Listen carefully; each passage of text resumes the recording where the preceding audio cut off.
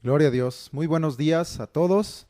Vamos a iniciar la Escuela de Crecimiento Espiritual para este primer domingo del mes de agosto, 2 de agosto del 2020, disfrutando de la presencia del Señor en nuestras vidas y agradeciéndole al Señor porque, como dice en su palabra, es la unción la que nos enseñará todas las cosas y es su Espíritu Santo el que nos guiará a toda verdad, y eso es el anhelo de nuestro corazón, el ser guiados por medio del Espíritu Santo a través de la palabra de Dios y de las escrituras que Él nos ha dejado a la verdad que es en Cristo Jesús. Pues vamos a iniciar esta escuela de crecimiento espiritual. Había yo dejado de tarea que se leyeran el capítulo 6 y 7 de segundo de Samuel. Sin embargo, al estudiar mirando la importancia de ambos capítulos y no quise yo apresurar el estudio de los mismos, entonces el día de hoy solamente vamos a estudiar segundo de Samuel 6 y dejamos para la próxima semana el 7, que se me hace a mí importantísimo y que hay que darle pues todo el lugar y el tiempo suficiente para estudiar ese pacto que está ahí descrito de Dios con David en el capítulo 7. Pero ya verás que también hoy en el capítulo 6 vamos a encontrar cosas muy importantes y muy interesantes que también era digno de darle el tiempo necesario y de comentarse en todo el tiempo que tenemos hoy para esta clase. Vamos entonces a iniciar. Tenemos el tema de esta clase y es el arca de Dios y el ministerio de alabanza. Voy a hablar de estas dos cosas muy importantes que evidentemente están ligadas, pero vamos a profundizar en el estudio de cada una. Qué sucedió con el arca de Dios, y vamos a profundizar mucho en el asunto del ministerio de alabanza y en comparar con lo que estamos haciendo hoy en día para que volvamos a la palabra de Dios. Toda esta clase va a ser una invitación a las iglesias, a los pastores, a los directores de alabanza, a los miembros de grupos de alabanza, a que volvamos a ejercer el ministerio de la alabanza y la adoración conforme a la palabra de Dios y para agradar al Señor, y quitemos muchas de las cosas que están estorbando y que son cosas, muchas de ellas del mundo, que están invadiendo los ministerios de alabanza y usándolo para lo que Dios no ha mandado que sea la música, el canto y la expresión de alabanza y adoración delante de Dios. Pero esto pues lo vamos a estudiar con mucha amplitud el día de hoy y con mucho gozo también de poder ser perfeccionados a través de la palabra de Dios. Muy bien, pues vamos a empezar. Vamos a segundo de Samuel, capítulo 6. Habíamos visto la vez anterior rápidamente que David había sido proclamado rey, que había tomado esta ciudad de Jebús, la fortaleza de Sión de los jebuseos, y lo había convertido en la ciudad de David, que había construido casas para él con ayuda de Hiram, rey de Tiro, y de su propia gente, como Joab, que su general del ejército, que le ayudó a construir, y fue construyendo alrededor de este monte de Sión la ciudad de Jerusalén. Y también vimos que ahí en Jerusalén le nacieron más hijos, además de los que ya le habían nacido en Hebrón. Y finalmente vimos un pasaje en donde David tiene una batalla contra los filisteos, quienes al mirar que es puesto por rey sobre Israel vienen a atacarlo, y de acuerdo a dos estrategias diferentes que Dios le dio, en dos ocasiones David derrota a los filisteos y los regresa hacia su territorio y gana contundentemente, como él lo dijo. Son quebrantados por parte de Dios en su mano todos sus enemigos. Entonces, bueno, esto siempre me gusta dar el antecedente de lo que vimos para conectar con esta clase.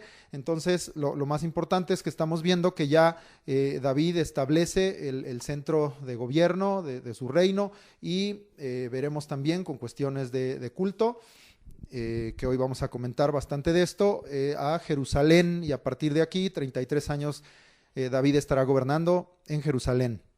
Entonces, a partir de este contexto que ya tenemos, que David ya es rey, que ya están ubicándose en Jerusalén y que han sido ahí fortalecidos por estas victorias contra los filisteos, vamos al capítulo 6. Ahora, bueno, tú puedes leer ahí un título que viene en muchas Biblias, en algunas otras no, con respecto a que David hace un primer intento de trasladar el arca a Jerusalén. Pero antes de leerlo, quiero darte un antecedente del arca de Dios. La última aparición que nosotros habíamos visto del arca de Dios de manera muy clara está en el primer libro de Samuel, en el capítulo 7, versículos 1 y 2. Recordarás, si lees ahí un poquito antes, desde el capítulo 4, que los filisteos capturan el arca y sucede todo allá en tierra de filisteos, como es avergonzado su Dios, les vienen estos tumores, esta plaga de ratones, y ellos devuelven el arca, y dice en esta narración al final, en el 7, 1 y 2, primero de Samuel 7, 1 y 2, vinieron los de Kiriat Jearim y llevaron el arca de Jehová, y la pusieron en casa de Abinadab, situada en el collado, y santificaron a Eleazar su hijo para que guardase el arca de Jehová. Desde el día que llegó el arca a Kiriat Jearim pasaron muchos días, 20 años, y toda la casa de Israel lamentaba en pos de Jehová.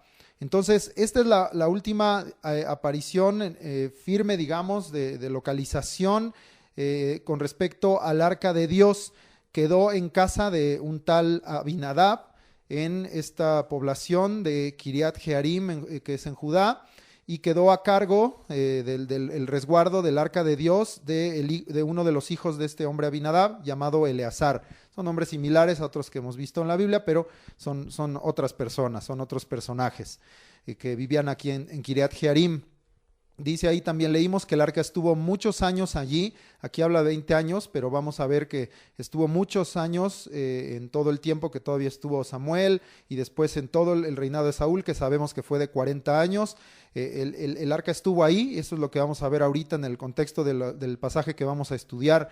Y recuerda que esto, como ya leímos o ya te comenté, más bien es posterior a que los filisteos tomaran el arca y la devolvieran. Esa es la última mención de localización del arca de Dios.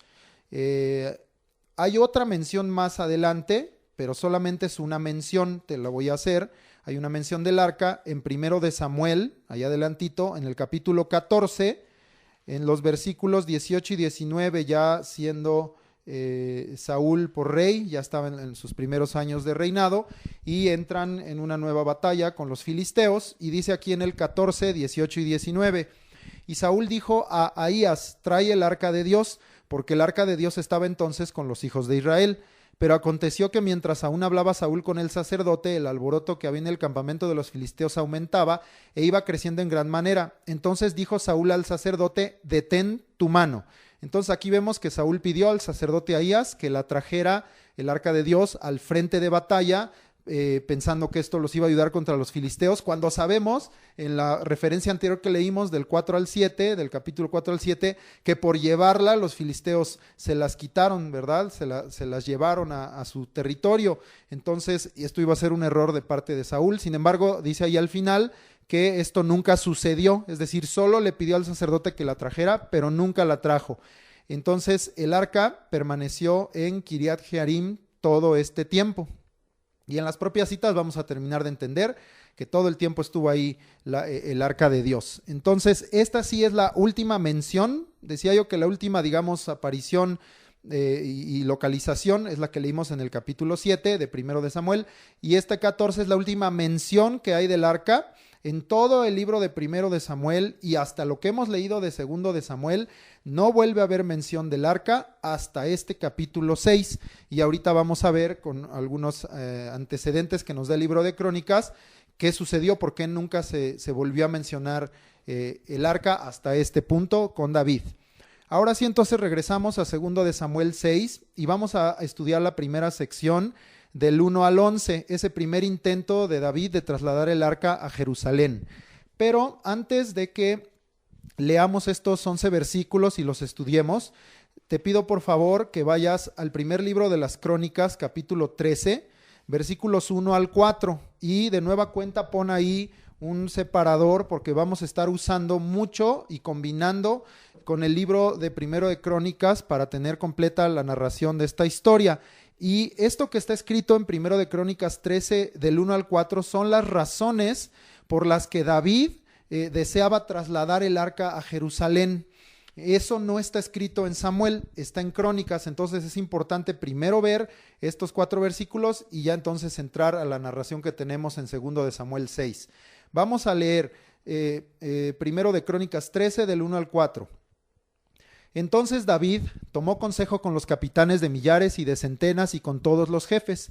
Y dijo David a toda la asamblea de Israel: si os parece bien y si es la voluntad de Jehová nuestro Dios, enviaremos a todas partes por nuestros hermanos que han quedado en todas las tierras de Israel, y por los sacerdotes y levitas que están con ellos en sus ciudades y ejidos, para que se reúnan con nosotros, y traigamos el arca de nuestro Dios a nosotros, porque desde el tiempo de Saúl no hemos hecho caso de ella.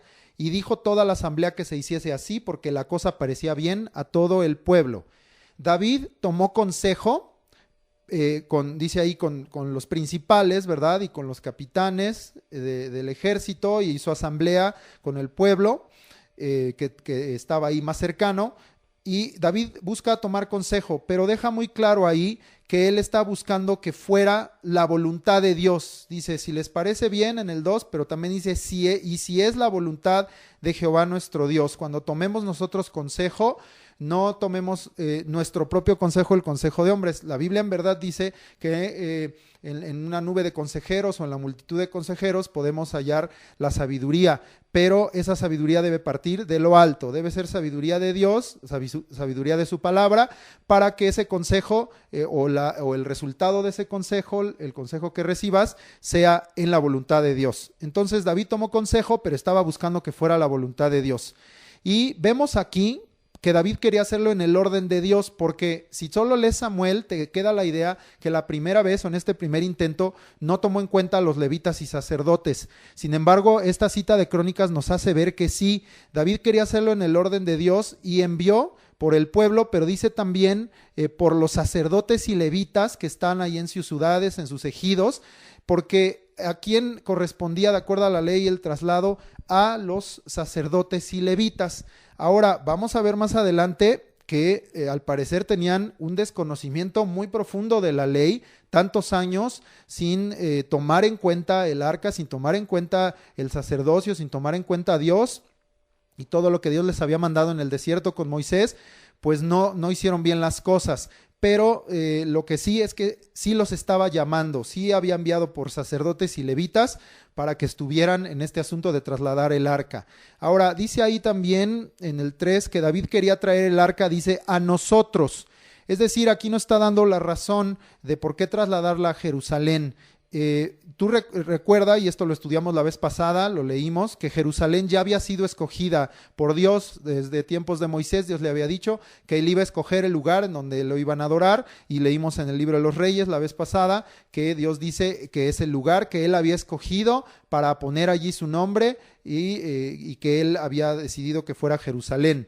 Entonces David quería traer el arca, dice ahí, a nosotros, al lugar en donde todo el pueblo pudiera adorar a Dios y pudiera invocarle, porque vamos a ver que ahí en Kiriat Jearim se invocaba el nombre de Jehová, pero no se estaba haciendo nada más. Recuerda que en el arca era donde Dios manifestaba su presencia y donde entonces Dios les hablaba a sus siervos. Y al sacerdote o al sumo sacerdote, ahí le habló a Moisés, ahí le habló a Aarón. Entonces no se estaba haciendo nada de esto y se tenía pues en resguardo, se invocaba el nombre de Jehová, pero no se estaba cumpliendo todo lo que la ley requería. Entonces David quería trasladarlo a un lugar en donde todo el pueblo pudiera adorar a Dios e invocarle, traerlo a nosotros. Y finalmente, pues nos da también la otra razón, quizá la más notoria y más dolorosa, porque dice, desde el tiempo de Saúl no habían hecho caso del arca, y por lo tanto, si no habían hecho caso del arca, pues no estaban haciendo caso de la voz de Dios, y no estaban haciendo caso tampoco de lo que Dios les había ordenado, de todo el servicio de culto y de las funciones sacerdotales que se debían de ejercer en el tabernáculo. Y fíjate, entonces nos queda claro que todo el tiempo de Saúl ignoraron el arca. Leo como está literal, dice, porque desde el tiempo de Saúl no hemos hecho caso de ella. No les importó, no le dieron importancia, y el arca, hasta que ahora David es rey, él recuerda y el Espíritu le pone en su corazón, acuérdate de lo que Dios mandó, y empieza a poner orden y a restaurar todas las cosas que en tantos años que vimos desde tiempos de los jueces, porque después de que se fue Josué y su generación, todo vino para abajo, se degradó, se cayó en tiempos de Elí, y luego en tiempos aunque estaba el profeta Samuel, de todos modos el pueblo no hacía lo recto, y finalmente también con Saúl, todo el reinado de Saúl dice que no hicieron caso de guardar la ley de Dios, y en particular aquí, de hacer caso al arca. Muy bien, esas son entonces las razones por las que David va a traer el arca para Jerusalén. Ahora sí vamos a leer 2 de Samuel 6, del 1 al 11, y vamos a leerlo y vamos comentando. Lee conmigo, por favor, completo para que tengamos el contexto de esta cita. 2 de Samuel 6, 1 al 11. David volvió a reunir a todos los escogidos de Israel, 30,000, y se levantó David y partió de Baala de Judá con todo el pueblo que tenía consigo, para hacer pasar de allí el arca de Dios, sobre la cual era invocado el nombre de Jehová de los ejércitos, que mora entre los querubines. Pusieron el arca de Dios sobre un carro nuevo y la llevaron de la casa de Abinadab, que estaba en el collado, y Usa y Ahío, hijos de Abinadab, guiaban el carro nuevo. Y cuando lo llevaban de la casa de Abinadab, que estaba en el collado con el arca de Dios, Ahío iba delante del arca. Y David y toda la casa de Israel danzaban delante de Jehová con toda clase de instrumentos de madera de haya, con arpas, salterios, panderos, flautas y címbalos. Cuando llegaron a la era de Nacón, Usa extendió su mano al arca de Dios y la sostuvo, porque los bueyes tropezaban.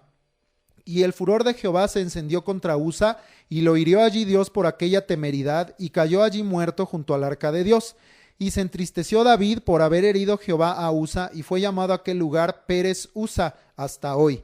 Y temiendo David a Jehová aquel día dijo: ¿Cómo ha de venir a mí el arca de Jehová? De modo que David no quiso traer para sí el arca de Jehová a la ciudad de David, y la hizo llevar David a casa de Obed-edom geteo. Y estuvo el arca de Jehová en casa de Obed-edom geteo 3 meses, y bendijo Jehová a Obed-edom y a toda su casa. Muy bien. Entonces David, habíamos visto que ese era su propósito, reunir al pueblo, dice ahí a los escogidos de Israel, 30,000, y parten de Baala de Judá, dice, para traer de allí el arca de Dios. Ahora dirás, bueno, no que era Kiriat Jearim. Ahorita vamos a leer en Crónicas que Baala era una ciudad en Kiriat Jearim.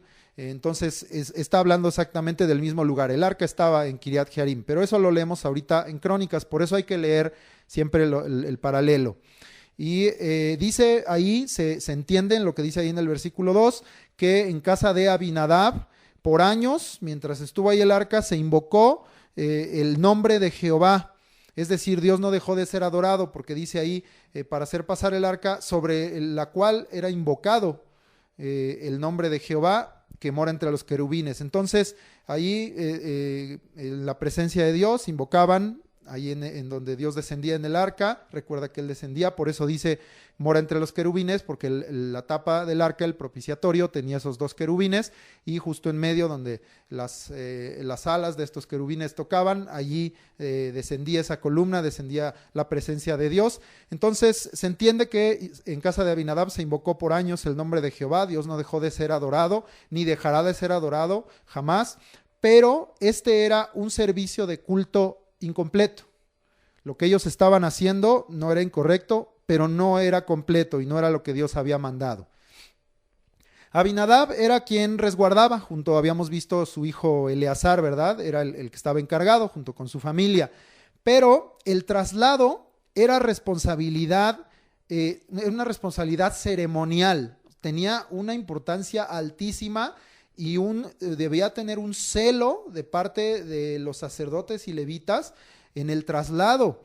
Era una responsabilidad tremenda, ceremonial y temerosa de parte de los sacerdotes y los levitas. Sin embargo, aquí miramos que otros 2 hijos de Abinadab, Usa y Ahío, se involucran en resguardar, en cuidar, digamos, en ir vigilando el arca durante el traslado. Entonces ahí hay un primer error, ¿verdad? Porque nunca hay ninguna referencia que Abinadab y su casa fueran sacerdotes o levitas. Sencillamente es la casa del israelita en donde se resguardó el arca todos estos años, y sus hijos se involucraron en algo que no les correspondía hacer.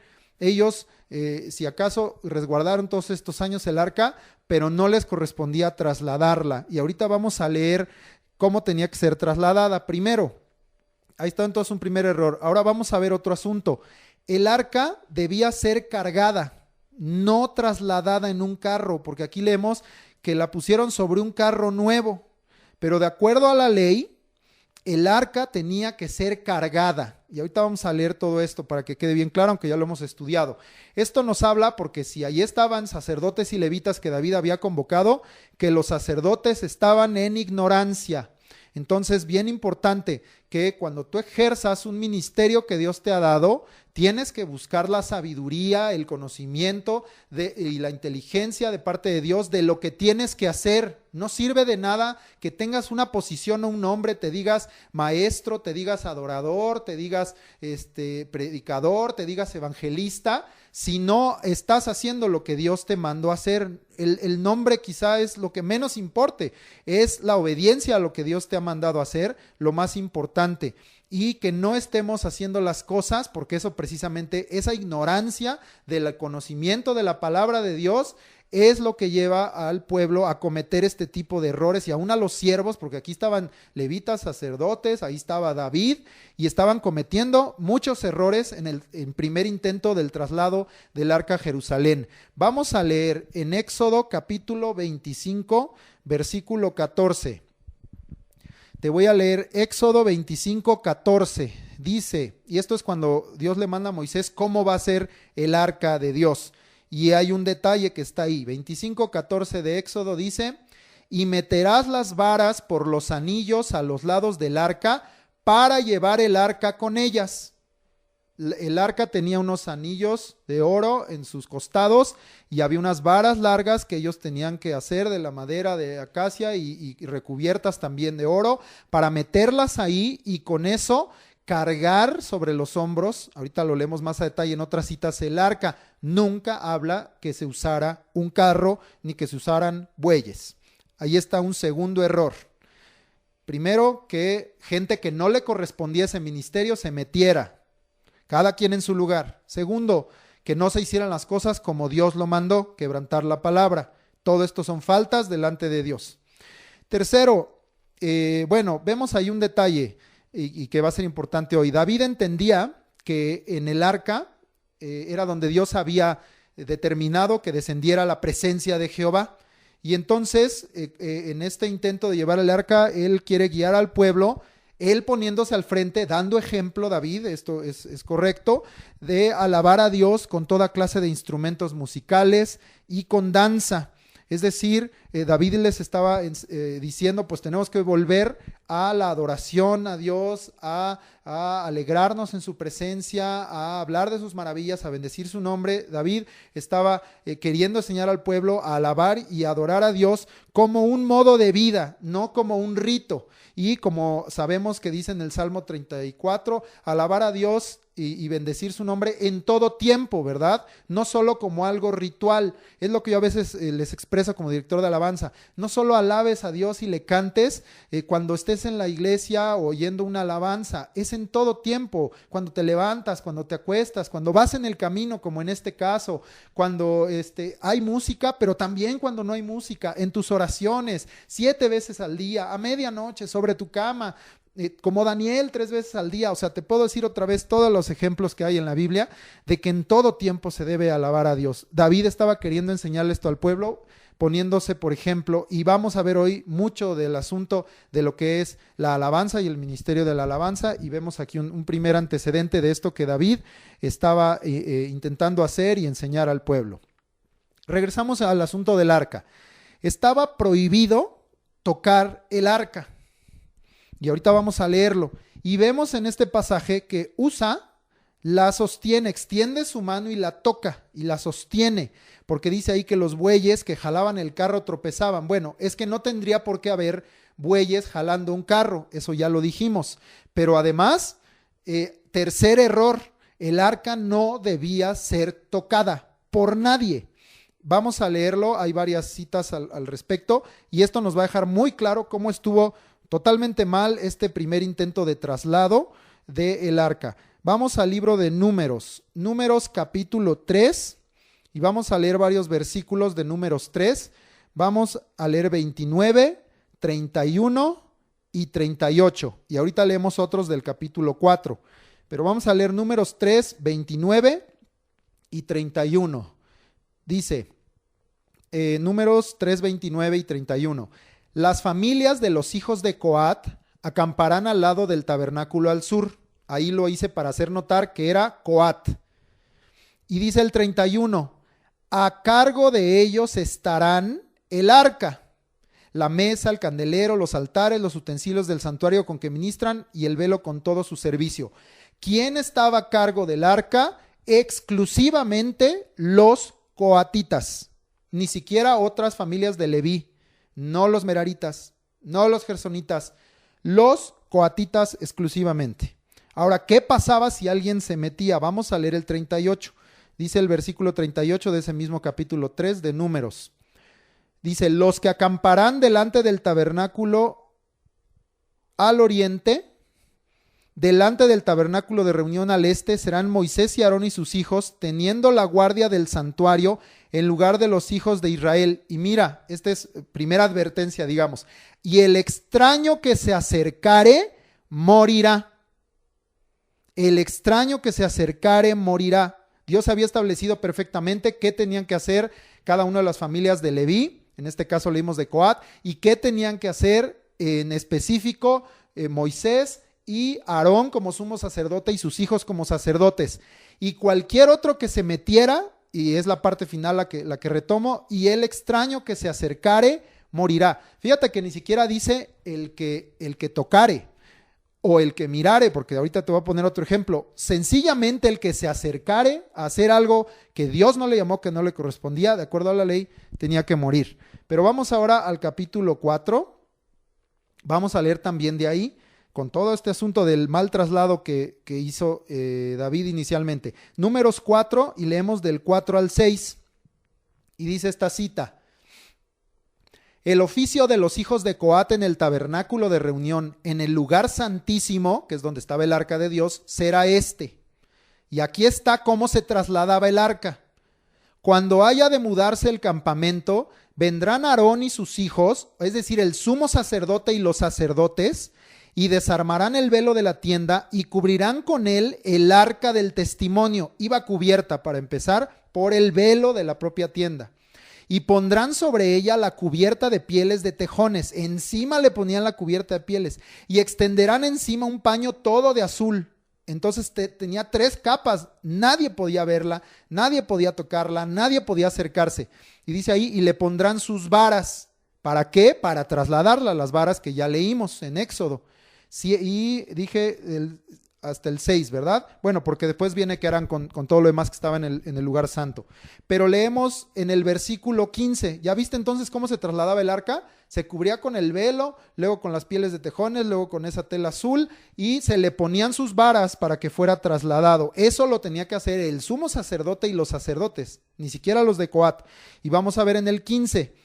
Y cuando acaben Aarón y sus hijos de cubrir el santuario y todos los utensilios del santuario, cuando haya de mudarse el campamento, vendrán después de ello los hijos de Coat, ahora sí, para llevarlos. Pero mira otra vez, segunda advertencia, pero no tocarán cosa santa, no sea que mueran.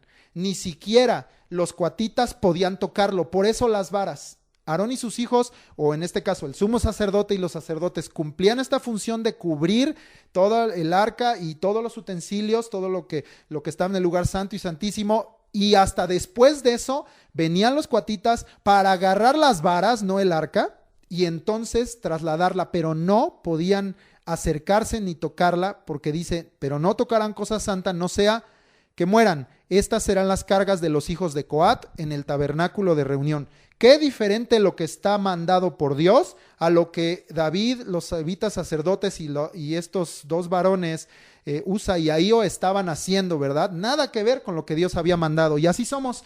Creemos que estamos haciendo algo que está honrando a Dios, que lo estamos haciendo bien, y resulta que lo estamos haciendo todo al revés, que lo estamos haciendo fuera de lugar, que lo estamos haciendo en desobediencia. Atendamos a lo que Dios nos ha mandado y seamos celosos de guardar lo que Dios mandó. Muy bien, regresamos a nuestro pasaje de 2 de Samuel 6 y leímos ahí al final que Dios se enoja con Usa, lo hiere y muere allí junto al arca. Pues ya vimos 2 pasajes en donde estaba claramente advertido, ¿verdad? Entonces Dios se enoja con Usa y lo hiere y muere junto al arca, dice, por aquella temeridad. Yo quise buscar esta palabra temeridad, en hebreo es shal y significa falta, de la raíz shalá, que significa dirigir erradamente. Es decir, entonces cometió una falta y se dirigió con error para hacer algo que no correspondía. No solo Usa, sino todo este traslado estuvo mal. No tenían que haber intervenido estos varones, no tenían que haber sido trasladada en un carro ni jalada por bueyes, tenía que haber sido cargada y no tenían que haberla tocado nadie. Tenían que haberlo hecho conforme a lo que Dios había mandado. Y dirás, qué duro que Dios mató a Usa por esto, pero estaba advertido en la ley. 2 veces te leí, no sea que muera el que se acerque, si extraño se acercare morirá, y dice que no toquen cosas santas, no sea que mueran. Pero te voy a dar otro antecedente, ahí que ya estudiamos, en 1 de Samuel capítulo 6, versículo 19. Habíamos visto cuando los filisteos devuelven el arca, que unos varones pues ven ahí de una ciudad que se llama Bet-Semes. Miren, pues los filisteos nos dejaron ahí el arca, la trasladaron y ahí la dejaron y fueron alegres a agarrarla. Y mira lo que dice el 6:19, y todo lo que sucedió por desobedecer la palabra de Dios. Entonces Dios hizo morir, de nuevo, perdón, estoy leyendo 1 de Samuel 6:19. Entonces Dios hizo morir a los hombres de Bet-Semes, porque habían mirado dentro del arca de Jehová. No solo la tocaron, no solo se acercaron, la miraron adentro. ¡Qué bárbaros! ¡Qué desobediencia! Dice, hizo morir del pueblo a 50,070 hombres. No solo se murieron los que miraron, se murieron muchísimos más por esta desobediencia. Dice, lloró el pueblo porque Jehová lo había herido con tan gran mortandad. Y ahí es, a partir de ahí, en donde llevan el arca ya a Kiriat Jearim. Pero mira, ahí hay una referencia de que ya había sucedido. Bueno, si hubieran conocido esto, Usa no habría metido la mano, ¿verdad? Pero estaban actuando con muchísima ignorancia y ya sabemos que por falta de conocimiento el pueblo perece. Tienes que ser un conocedor de la palabra de Dios. Muy bien. Se llama por causa de este suceso aquel lugar Pérez Usa, en hebreo Pérez Usa, y significa quebrantamiento de Usa. Donde Dios pues lo quebrantó, ¿verdad? Pero para mí hay algo bien importante porque en verdad pues Dios quebrantó a Usa, lo hirió, lo mató, pero yo creo que todos los que estaban ahí fueron quebrantados en su alma, en su corazón, especialmente David, porque al final dice que David teme a Dios por lo sucedido. Mira lo que sucedió y dice David, no, si hiciéramos las cosas rectamente delante de Dios no estaría pasando esto, ¿verdad? No se habría muerto Usa, no lo habría quebrantado Dios, estamos haciendo algo mal. Y David teme a Dios por lo sucedido ahí y decide no llevar el arca a la ciudad de David, a su casa. Ahorita leemos en Crónicas que él dice, no puedo llevarla a mi casa, ¿cómo la he de traer a mi casa?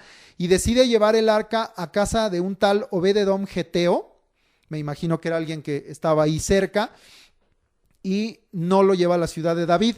Y ahí con Obed-Edom Geteo dice al final que permaneció el arca 3 meses y bendijo Jehová a Obed-Edom y a toda su casa. En ese tiempo que estuvo ahí el arca, los bendijo y los prosperó, y más adelante David pues va a oír noticias de esto. Ya lo leeremos, ya lo estudiaremos. Vamos a leer, por favor, primer libro de las Crónicas, capítulo 13, pero ahora los versículos del 5 al 14. Habíamos leído del 1 al 4. Lo vamos a leer y ya solamente comento lo que, si hay algún dato importante o algún comentario que hacer que nos añada a lo que leímos en Samuel, a lo que ya estudiamos ahorita, lo comento. Vamos a leerlo rápidamente. Primero de Crónicas 13, del 5 al 14. Entonces David reunió a todo Israel desde Sior de Egipto hasta la entrada de Hamat para que trajesen el arca de Dios de Kiriat Jearim. Entonces, primer dato importante, allá nos decía en Samuel que había juntado a todo el pueblo y fueron 30,000 escogidos, pero aquí dice que era de todos lados, digamos de todas las tribus, desde el sur, la parte más sur hacia Egipto, hasta más al norte, hasta Hamat, y nos aclara también, como te dije hace rato, que aunque allá mencionaba Baala, es Kiriat Jearim. El propio 6 lo menciona. Y subió David con todo Israel a Baala de Kiriat Jearim. Ya ves, es el mismo lugar que está en Judá, para pasar de allí el arca de Jehová Dios, que mora entre los querubines, sobre la cual su nombre es invocado. Y llevaron el arca de Dios de la casa de Abinadab en un carro nuevo, y Usa y Ahío guiaban el carro. Y David y todo Israel se regocijaban. Allá hablaba de que David estaba alabando con instrumentos, dirigiendo la alabanza, danzando. Y aquí habla también de regocijarse. Recuerda que esa palabra en hebreo significa saltar, pero dando giros, ¿verdad? Porque a veces pensamos que el regocijo es como un gozo doble o algo así, pero no, es una expresión de tu cuerpo, es una expresión externa de ese gozo que hay en tu corazón. Entonces, bueno, seguimos leyendo. Y David y todo Israel se regocijaban delante de Dios con todas sus fuerzas. Mira cómo se debe alabar a Dios. Con todas tus fuerzas. Con cánticos, arpas, salterios, tamboriles, címbalos y trompetas. Ya veremos ahorita cómo organizó David el ministerio de alabanza.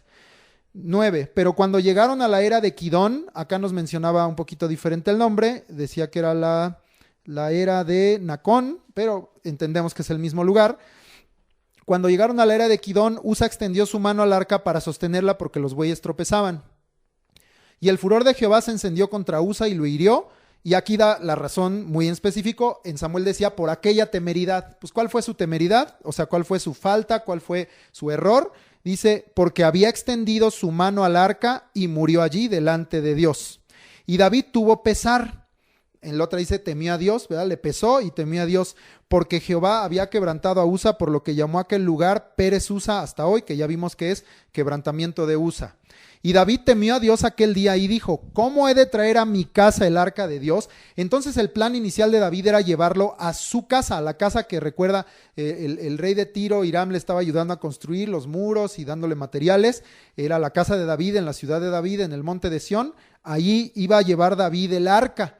Ya veremos más adelante que designó mejor un lugar específico para el arca. David no la llevó finalmente a su casa, a esta casa edificada, construida.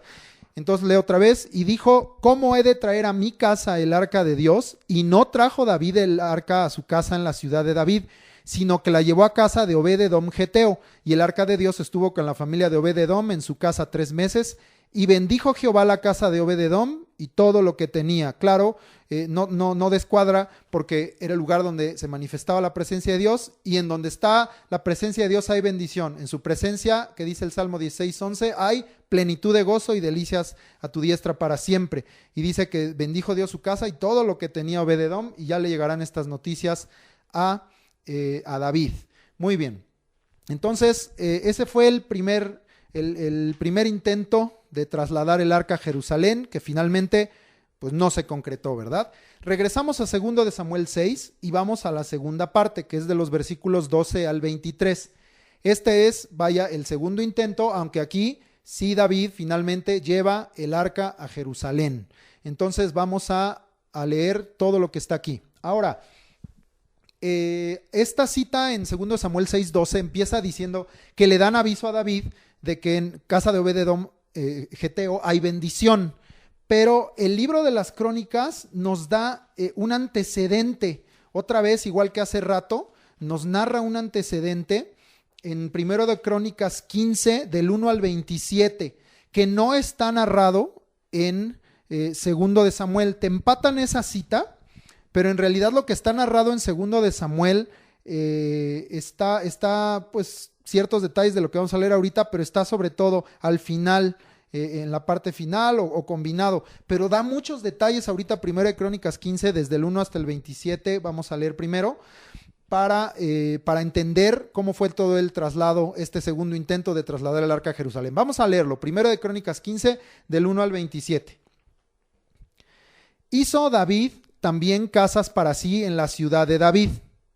Eso ya lo teníamos claro. Dice, y arregló un lugar para el arca de Dios y le levantó una tienda. Esta es la primera diferencia. David había pensado llevar el arca a su casa, para que me entiendas, a su techo, a sus muros, a sus paredes, a donde él vivía. Pero dice que después de lo sucedido y que David entró en temor de Dios, él mejor arregla un lugar aparte para el arca de Dios, y ya no es una casa, sino una tienda, un tabernáculo, ¿verdad? Esto es importante porque David arregla ahí en la ciudad de David un lugar para el arca de Dios, pero levantando un tabernáculo, no un templo. Este detalle es bien importante porque muchas veces se menciona adoración de Dios, perdón, adoración a Dios por parte de David en el templo.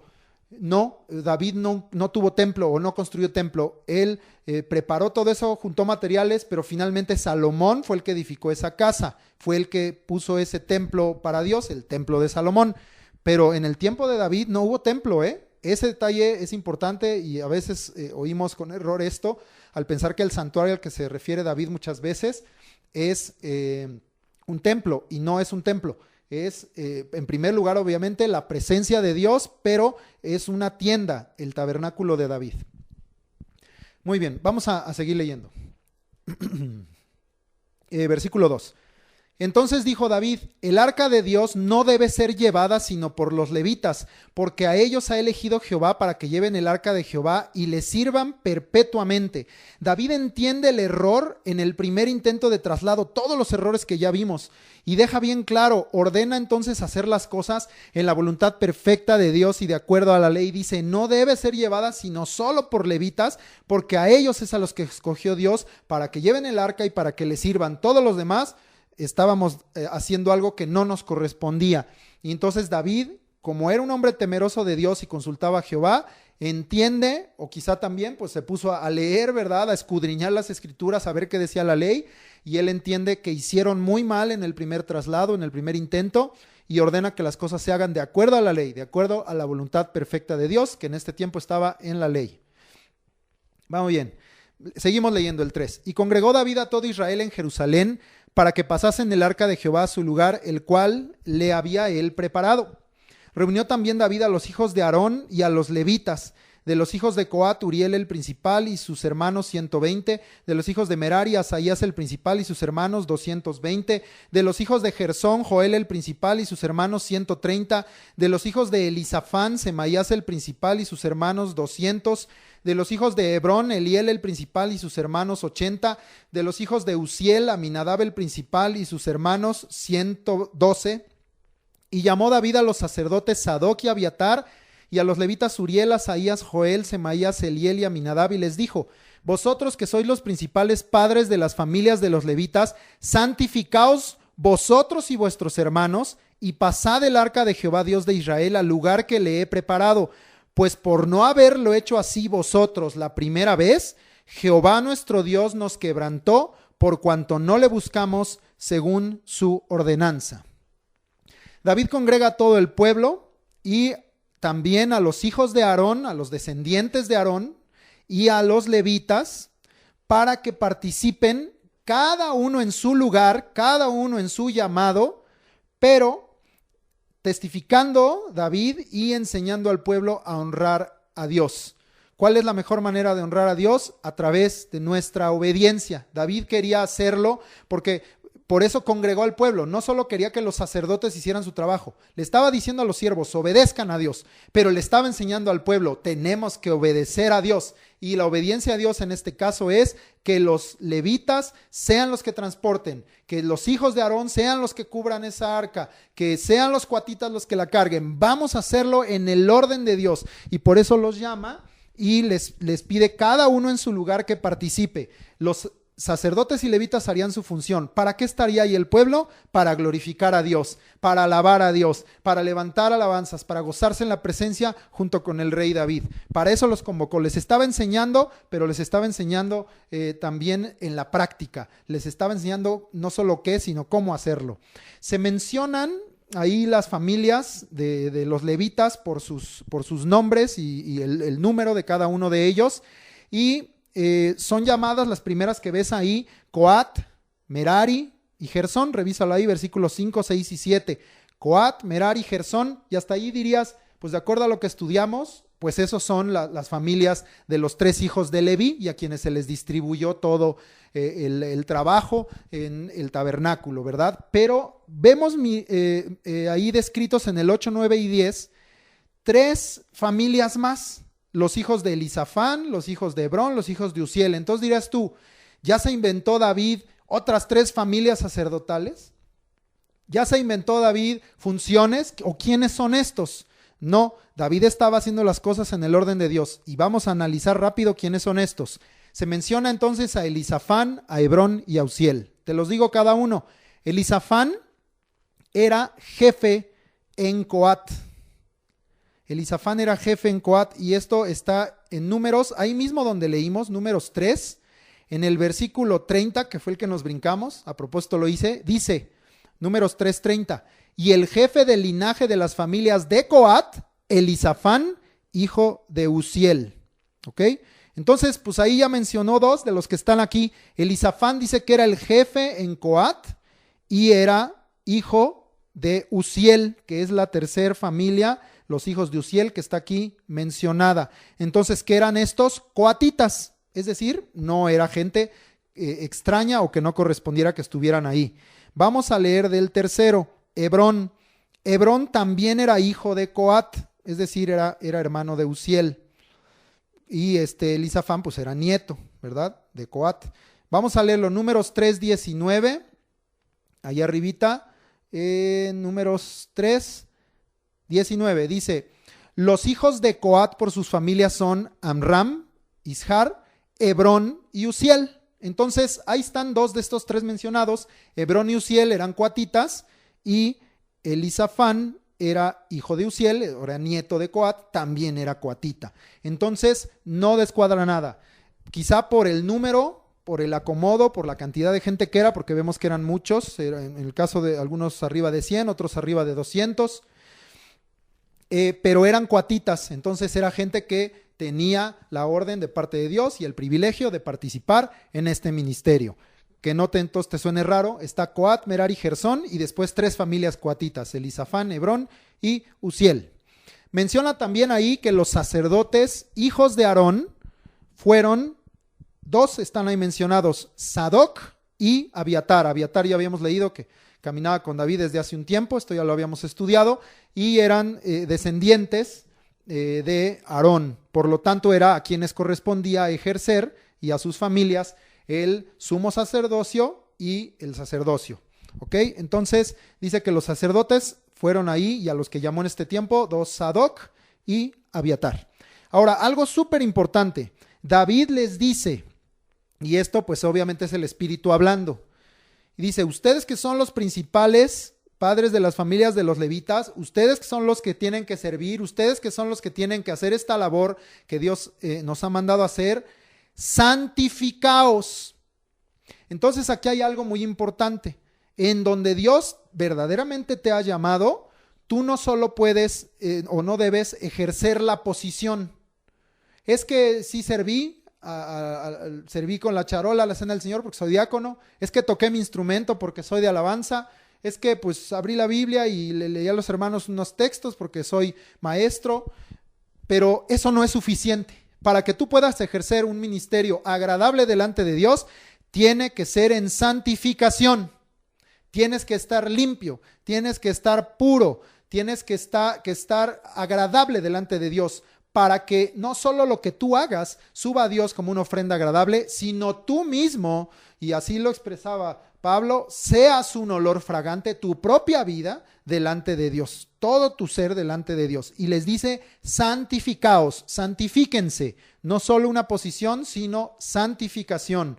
Es súper importante esto.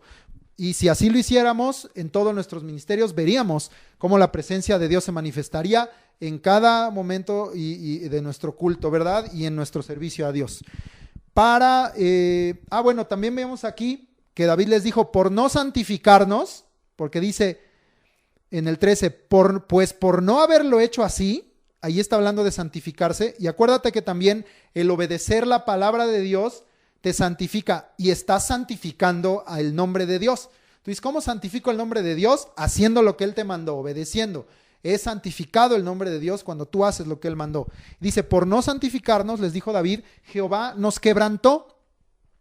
Y como te dije, en este caso ya está definido qué es santificarse, buscarle según su ordenanza. Lo volvemos a leer, dice el 13. Pues por no haberlo hecho así vosotros la primera vez, Jehová nuestro Dios nos quebrantó, por cuanto no le buscamos según su ordenanza. Cuando tú obedeces y buscas a Dios según su ordenanza, según su palabra, entonces eres santificado. Y dice que ahí, bueno, no lo leímos, pero ahorita leemos el 14, que se santificaron. Leemos a partir del 14. Así los sacerdotes y los levitas se santificaron para traer el arca de Jehová Dios de Israel, Y los hijos de los levitas trajeron el arca de Dios puesta sobre sus hombros en las barras, como lo había mandado Moisés, conforme a la palabra de Jehová. Entonces se santifican las familias de los levitas y cargan en barras, conforme a la palabra de Jehová, el arca. Entonces ahora sí era un traslado válido de acuerdo a la palabra de Dios.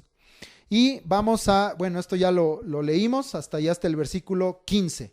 Pero aquí a partir del 16, quiero que pongas mucha atención porque hemos hablado bastante del arca, he tocado por aquí por allá el tema de la alabanza, pero vamos a ver a partir de aquí el ministerio de alabanza. Vamos a seguir hablando del arca, pero vamos a enfocar mucho ahorita en el ministerio de alabanza.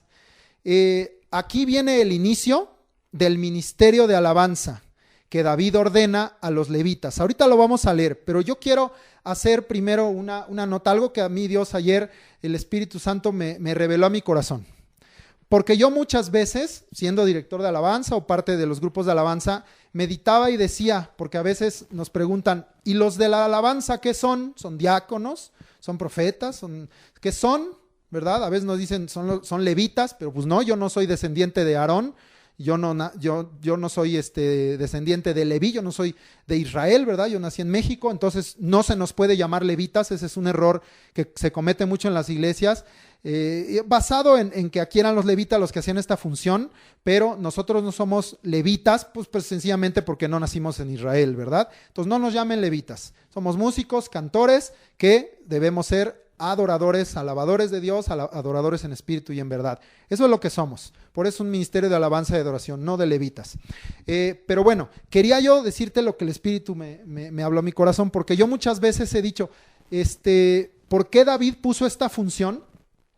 Si en lo que tú lees en la ley de Moisés, en todo lo que está en Éxodo, en Levítico, en Números, no hay una orden, como David aquí dio la orden, de los instrumentos de música, de los cantores, de los coros, del ordenar la alabanza y la adoración, ¿verdad? Entonces yo decía, fue algo que David añadió, fue algo que David se inventó, pero no, al estudiar todo esto, y espero que más que mis palabras, el Espíritu hable a tu corazón y entiendas lo que te voy a expresar ahorita, David se adelantó a los tiempos. David entendió cosas que estaban en la voluntad perfecta de Dios, que ha sido desde el principio esa la voluntad de Dios, que en tiempos de la ley no habían entendido los demás y que probablemente no iban a entender porque estaban bajo la ley. Pero David hay muchas cosas que manifiesta y que vamos a ver en estos versículos y en todo este estudio, en donde David estaba entendiendo que Dios quería desde el principio un reino de sacerdotes y gente santa. David era un rey, porque ese era lo que Dios le había llamado. Pero vamos a ver aquí que en estos tiempos de alabanza y al trasladar el arca, David se pone también un efod de lino. Y entonces él hace todo esto, sus danzas y los sacrificios que presenta, con un efod de lino puesto sobre sí. Y uno diría, estaba invadiendo el ministerio, estaba invadiendo el sacerdocio, a él no le correspondía.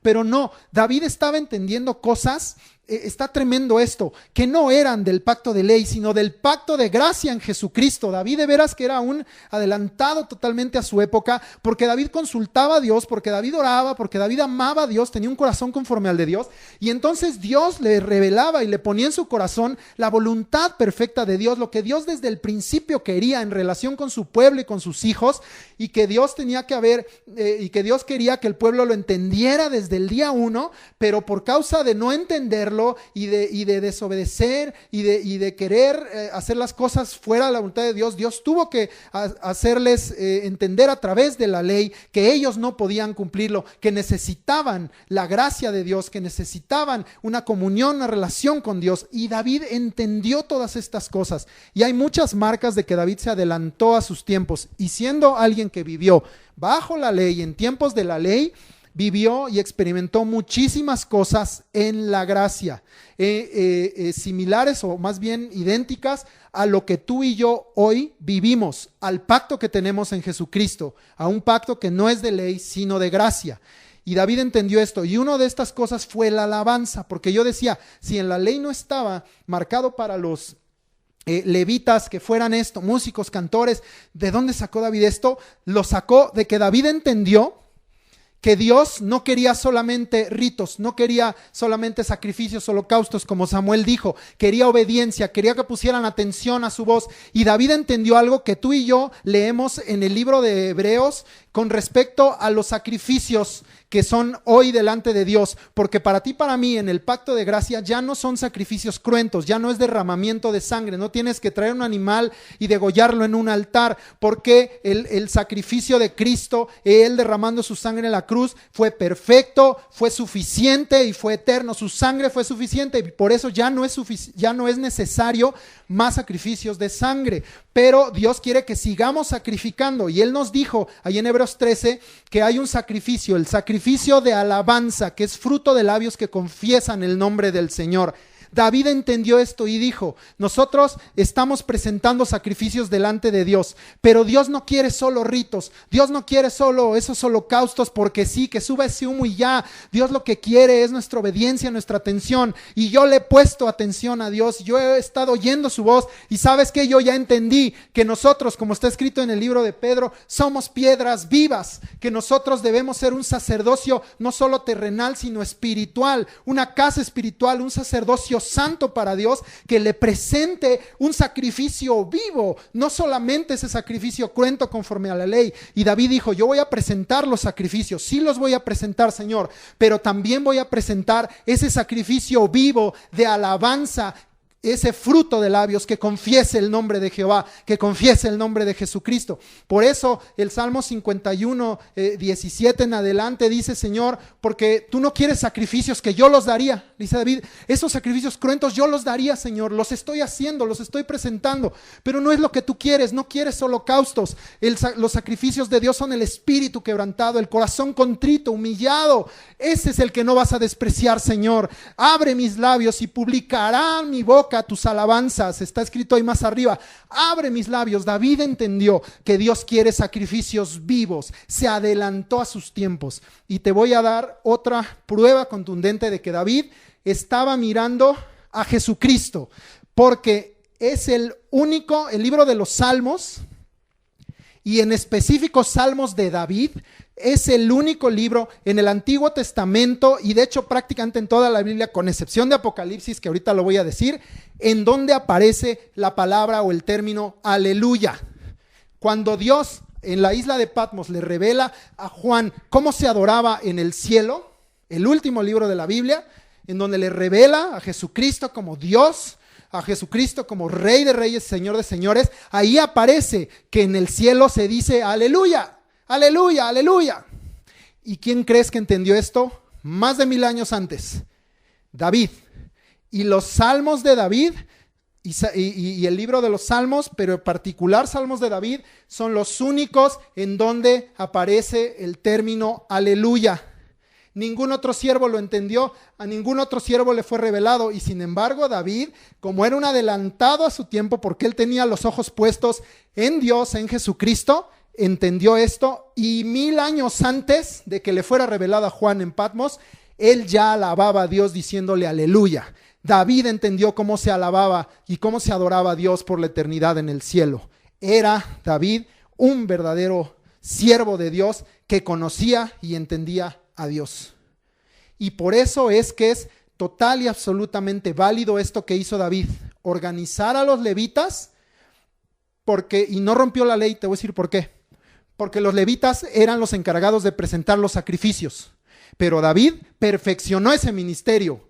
Dios perfeccionó a través de esto que hizo David este ministerio, y dijo: sí, van a seguir presentando sacrificios, pero lo van a hacer mejor, porque ahora lo van a hacer con un sacrificio vivo de alabanza y de adoración con todo su corazón, porque Dios es espíritu y Él está buscando adoradores en espíritu y en verdad. David entendió esto, y por eso mandó a los levitas que no solo elevaran esos sacrificios de sangre, y que no solo elevaran ese incienso o ese holocausto, ese humo en el altar, sino que levantaran un sacrificio de alabanza delante de Dios. Y por eso es que y ahí fue que me respondió el Espíritu lo que por años me había yo preguntado.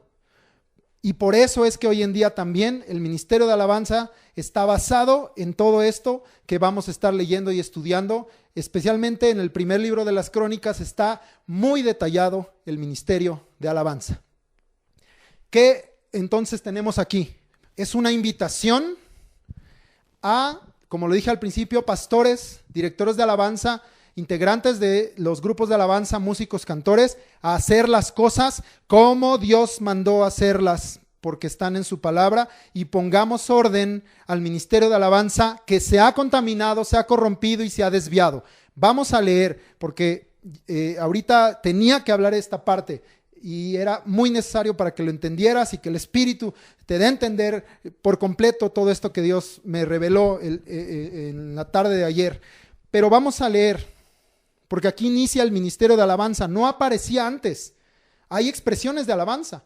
Las trompetas las hacían sonar los sacerdotes para alabar a Jehová, pero con David fue que inició el ministerio de alabanza ordenado a los levitas. ¿Cómo organizó David el ministerio de alabanza? Vamos a leerlo a partir del 16 y ahorita lo resumo.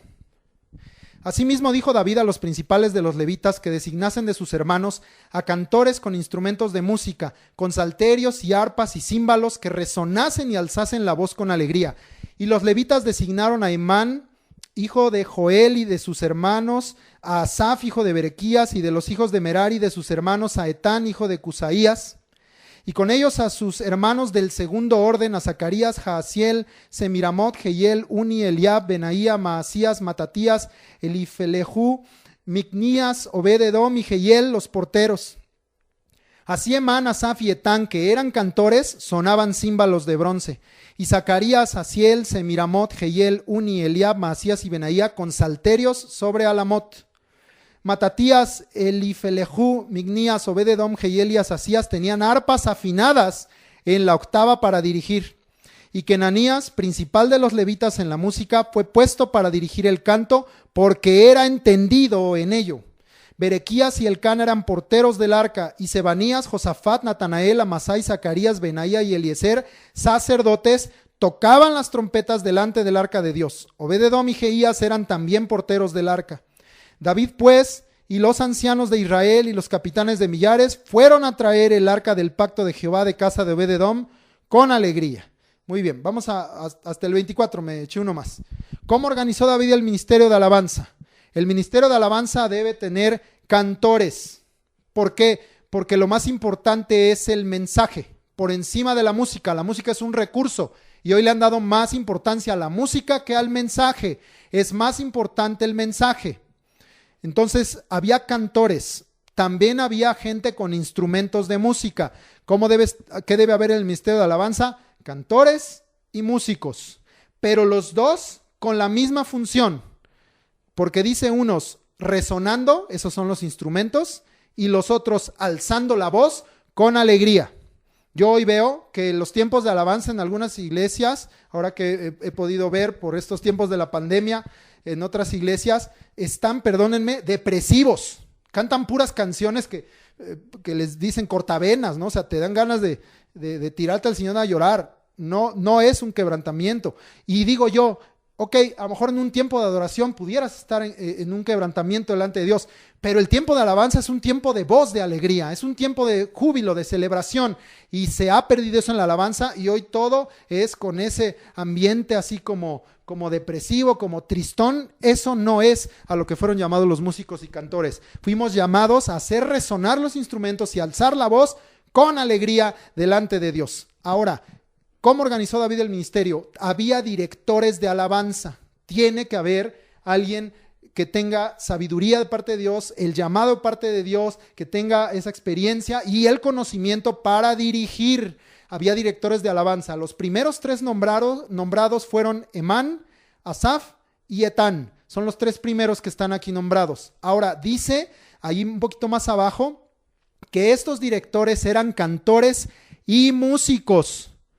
No solo para dirigir las alabanzas a Dios, sino porque cómo puedes dar instrucción o enseñar o guiar a los demás del ministerio de alabanza si no sabes cantar y si no sabes tocar los instrumentos. Los directores eran cantores y músicos, las dos cosas.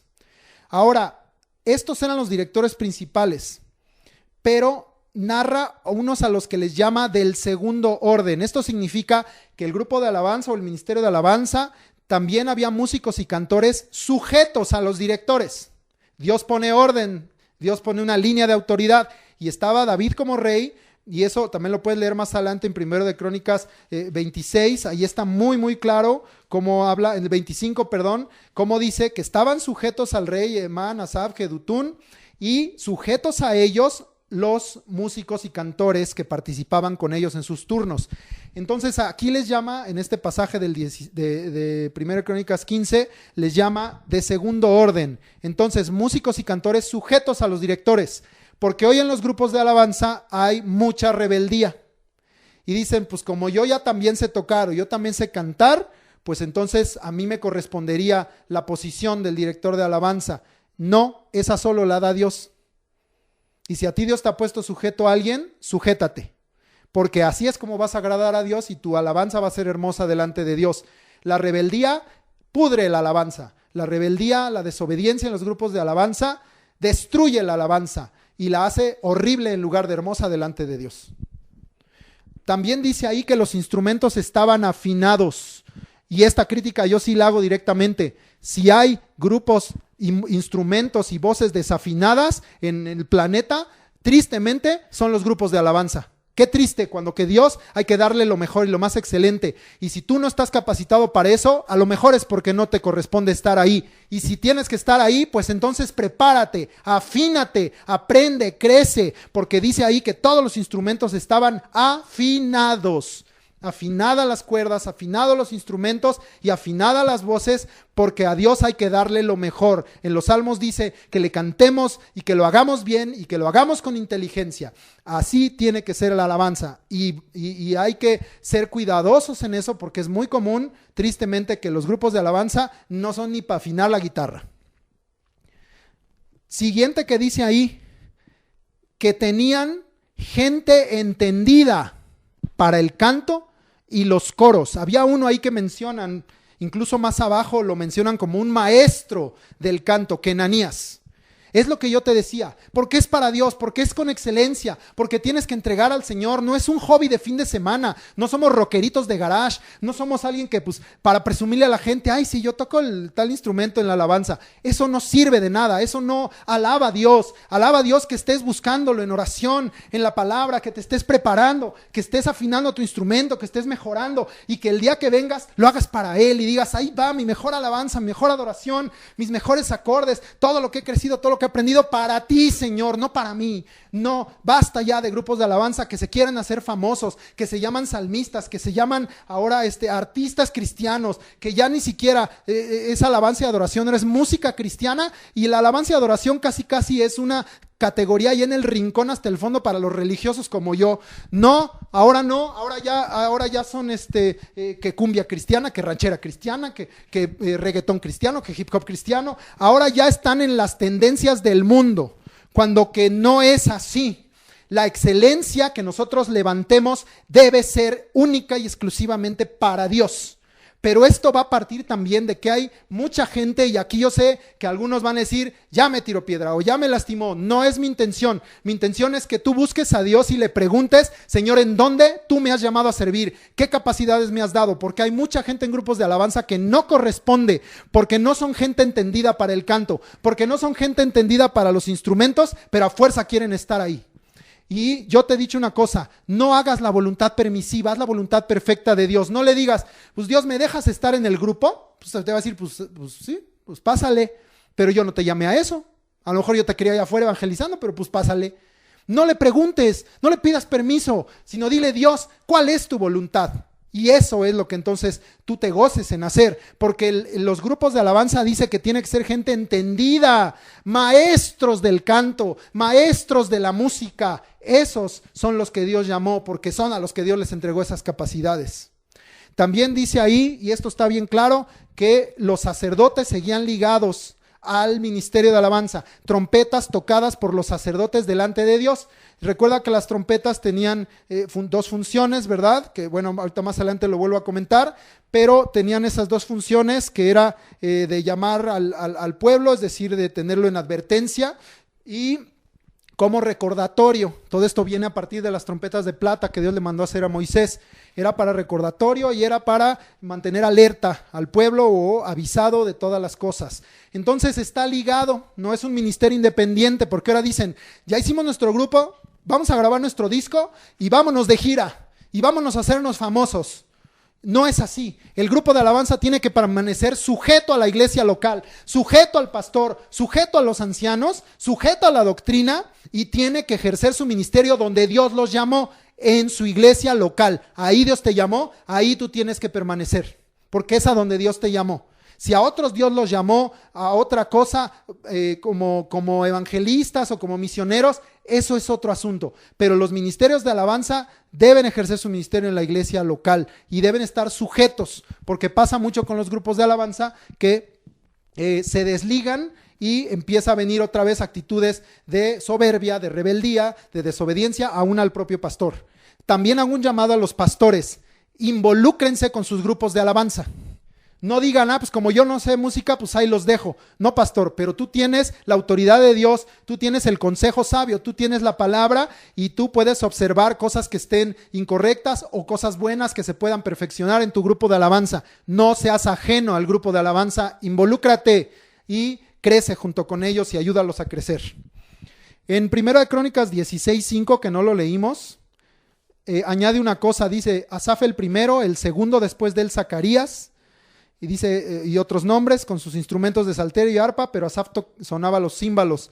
Aquí añadimos una cosa que quería tomar de una vez: el ministerio de alabanza es en orden, porque hoy en día es, pues, ahí llegamos a ver qué tocamos, ay, pues ya que el Espíritu nos inspire, ay, pues ya llegamos sin preparación, pues repetimos el mismo rol del domingo pasado, total, pues ya medio nos salió ahí 2, 3. Eso no es. El ministerio de alabanza es un ministerio de disciplina, de orden, de preparación. Es un ministerio en que tienes que dedicarle todo el tiempo necesario y suficiente para que tú estés preparado para alabar a Dios. Y además debe ser el cúmulo de todo lo que estuviste preparándote entre semana. Ya estuviste alabando a Dios, ya tuviste tus tiempos de devocional, de comunión con Dios, y entonces vienes y lo expresas junto con el resto del grupo de alabanza. Pero no es, como te dije hace rato, un hobby de fin de semana y pues ya cumplimos con esa función. Ahí la iglesia medio aplaudió, medio cantó y ya me voy. Porque hasta los grupos de alabanza son los más flojos para estudiar la Biblia, tristemente. No quieren ir a la escuela dominical, acabando la alabanza ya se salen con el pretexto de, es que llegamos temprano a instalar, ya tenemos hambre. No sean flojos, párense temprano, háganse su propio desayuno y sobre todo aliméntense de la palabra de Dios. El grupo de alabanza tiene que estar en la escuela de crecimiento espiritual o en la escuela dominical, tiene que estar en los cursos, en los seminarios, tiene que ser el más atento en las predicaciones. No creas que te sientan adelante nomás por facilidad. Siéntate adelante porque dices, yo soy el que quiere aquí recibir en primera fila la palabra que Dios está trayendo, el alimento de Dios. Y si no, pues siéntate hasta atrás, pero recibe el alimento de Dios. Quitemos ya tanta payasada, tanta soberbia de los grupos de alabanza, que te voy a decir que no sirve de nada, porque al final del día no le llega a Dios la alabanza. Entonces, ¿de qué sirvió? ¿Para qué eres músico?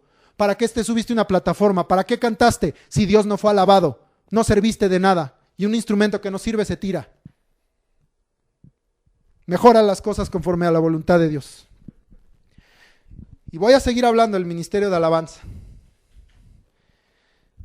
Leíamos ahí en el 25 que me adelanté, que hicieron la obra, que en este caso fue traer el arca, con alegría. Y le incluyeron a la obra que Dios les había mandado hacer, ese gozo, esa alegría de servir a Dios, pero le incluyeron alabanza y le incluyeron sacrificios para Dios, porque dice ahí en el 26, y ayudando Dios a los levitas, fíjate nomás, ¿quién sostenía a quién? Ayudando Dios a los levitas. Dios, ayúdanos a los grupos de alabanza. Nosotros queremos ver cómo hacemos las cosas. Sabes que el que las hace es Dios. Lo que tú y yo necesitamos es buscar a Dios. Ayudando a Dios a los levitas que llevaban el arca del pacto de Jehová, sacrificaron 7 novillos y 7 carneros. Le añadieron a la obra alabanza y sacrificios para Dios. Es lo que te digo, un ministerio completo. No solo toques tu instrumento, no solo agarres tu micrófono y cantes.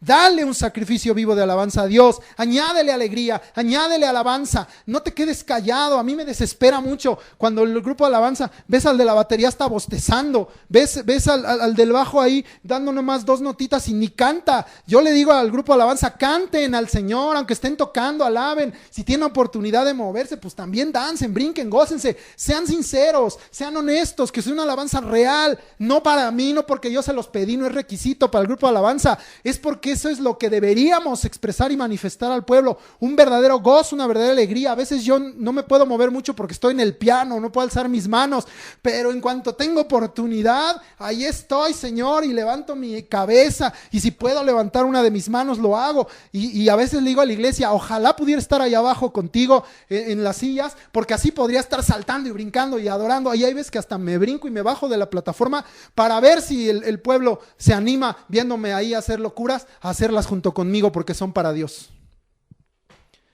Bueno, voy a seguir porque todavía nos falta mucho. Ya te había dicho, David vestía efod de lino. Vamos a leer 27, vamos a leer ya al final 27, 28, 29. No, perdón, nada más el 27. Y David iba vestido de lino fino y también todos los levitas que llevaban el arca y asimismo los cantores, y que Ananías era maestro de canto entre los cantores. Llevaba también David sobre sí un efod de lino. Fíjate, iba vestido de lino fino y llevaba un efod de lino. David no estaba rompiendo la ley, ya te lo expliqué. David estaba comprendiendo que ejercemos una labor de sacerdotes al presentar a Dios sacrificios de alabanza. Es el primer sentido. Lo segundo, también debes pensar esto, dale lo mejor a Dios, aún tus vestidos, no para ti, porque hay quienes dicen, tenemos evento, vámonos al salón de belleza, vámonos a comprar zapatos nuevos, nuestras mejores, el mejor vestido, el mejor saco, pero no lo estás haciendo para Dios, lo estás haciendo por presumido y para que te vean a ti. Cuando tú tengas en tu corazón que estás haciéndolo para Dios, también vas a buscar lo mejor, y lo mejor que está en mi closet. A lo mejor no me compro algo, pero lo mejor que está en mi closet, la mejor guitarra que yo pueda comprar, lo más limpio que pueda tener mi batería, me voy a comprar mi cable, uno bonito que no truene todo el tiempo, un micrófono que se oiga mejor, porque yo quiero darle lo mejor al Señor. Y no, a veces los de alabanza ni diezman.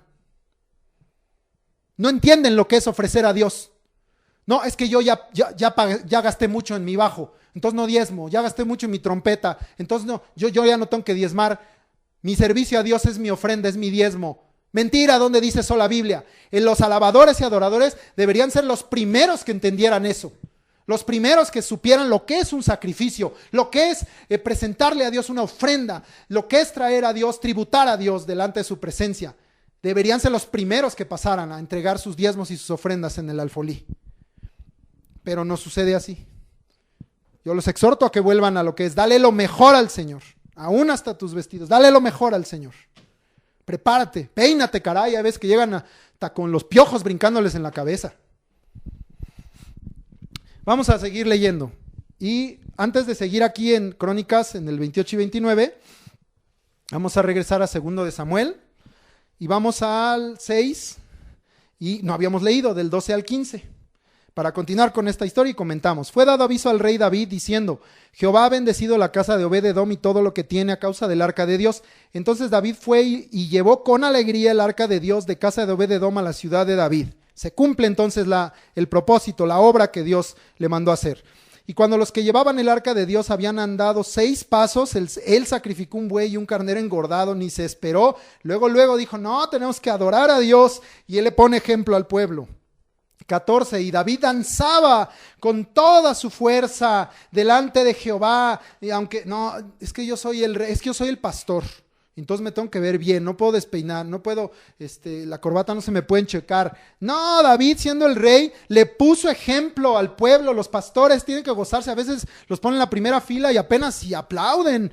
Hay pastores que ni están en la alabanza, Digo, ¿que estarán en el baño terminando de hacer su predicación o qué? Porque ni están. Al revés, el primero que tendría que estarse ahí gozando y dándole ejemplo al pueblo es el pastor, y son los siervos, los maestros, porque dicen, ya le tiró al pastor. Los maestros, los diáconos, son los primeros que tendrían que estar ahí dando testimonio para que toda la casa se llene de alabanza de Dios. Y dice, y David danzaba con toda su fuerza delante de Jehová, y estaba David vestido con un efod de lino. Ya comentamos esto. Así David y toda la casa de Israel conducían el arca de Jehová con júbilo y sonido de trompeta. Así debe ser nuestro servicio y nuestra alabanza a Dios, con júbilo y con sonido de trompeta, que sea notoria la alabanza para nuestro Dios. Para eso Dios nos dio el mejor instrumento que inventó, la voz. Muy bien. Gloria a Dios. Aquí hay un asunto. Al principio que David le informan que en casa de Obed-edom había bendición, y alguno diría, pues David, qué codicioso, qué envidioso, vio que Obed-edom tenía bendición y pues, no, entonces sí dame el arca. Para nada, no era codicia, no era envidia, era el gozo de David de ver que Dios sí los bendeciría. David había temido a Dios por el mal traslado, el mal primer intento, y temía a Dios y decía, ¿cómo lo hacemos? Y cuando él mira que Dios sigue siendo bueno, que Dios sigue siendo misericordioso y que Dios se sigue gozando en aquellos que le invocan y le sirven, entonces dice, ahora sí, en el orden de Dios, vamos a llevarnos el arca, porque Dios ya no solo va a bendecir la casa de Obed-edom, sino va a bendecir a toda su casa, a todo su pueblo. Entonces no era codicia, era el gozo de ver que Dios los bendeciría si ellos estaban en temor, en alabanza y en obediencia delante de Dios. Ahora leemos, porque vamos a ir combinando, Primero de Crónicas 15, 28 y 29. Seguimos en el mismo asunto. De esta manera llevaba todo Israel el arca del pacto de Jehová con júbilo y sonido de bocinas y trompetas y címbalos y al son de salterios y arpas. Pero cuando el arca del pacto de Jehová llegó a la ciudad de David, Mical, hija de Saúl, mirando por una ventana, vio al rey David que saltaba y danzaba y lo menospreció en su corazón. Ya vimos entonces cómo fue el traslado, ahí sí no murió nadie y todos iban con gran gozo y alegría y llegaron a la meta, llegaron al lugar. ¿Cuál debe ser nuestra meta? ¿A qué debemos llegar? A que la presencia de Dios se manifieste en nuestra alabanza, en nuestros cultos, en tu casa, aún en lo individual, cuando tú estés alabando a Dios, y eso significa que Dios se agradó. Pero vemos ahí que hay gente con otro corazón. Te exhorto a no ser como Mical. Vamos a leer, regresamos, 2 de Samuel 6:16. Cuando el arca de Jehová llegó a la ciudad de David, aconteció que Mical, hija de Saúl, miró desde una ventana y vio al rey David que saltaba y danzaba delante de Jehová y le menospreció en su corazón. Hay dos actitudes en el propio pueblo de Dios, porque aquí no está hablando de alguien externo. En el propio pueblo de Dios, dos actitudes. Uno, el que salta, danza, se goza en la presencia de Dios. Y dos, el que menosprecia al que lo hace. Porque a veces dicen, no le dije nada, nomás lo vi bien feo. No le dije nada, o a lo mejor ni se notó, pero en tu corazón lo estás menospreciando y Dios sí está mirando ese corazón que está equivocado.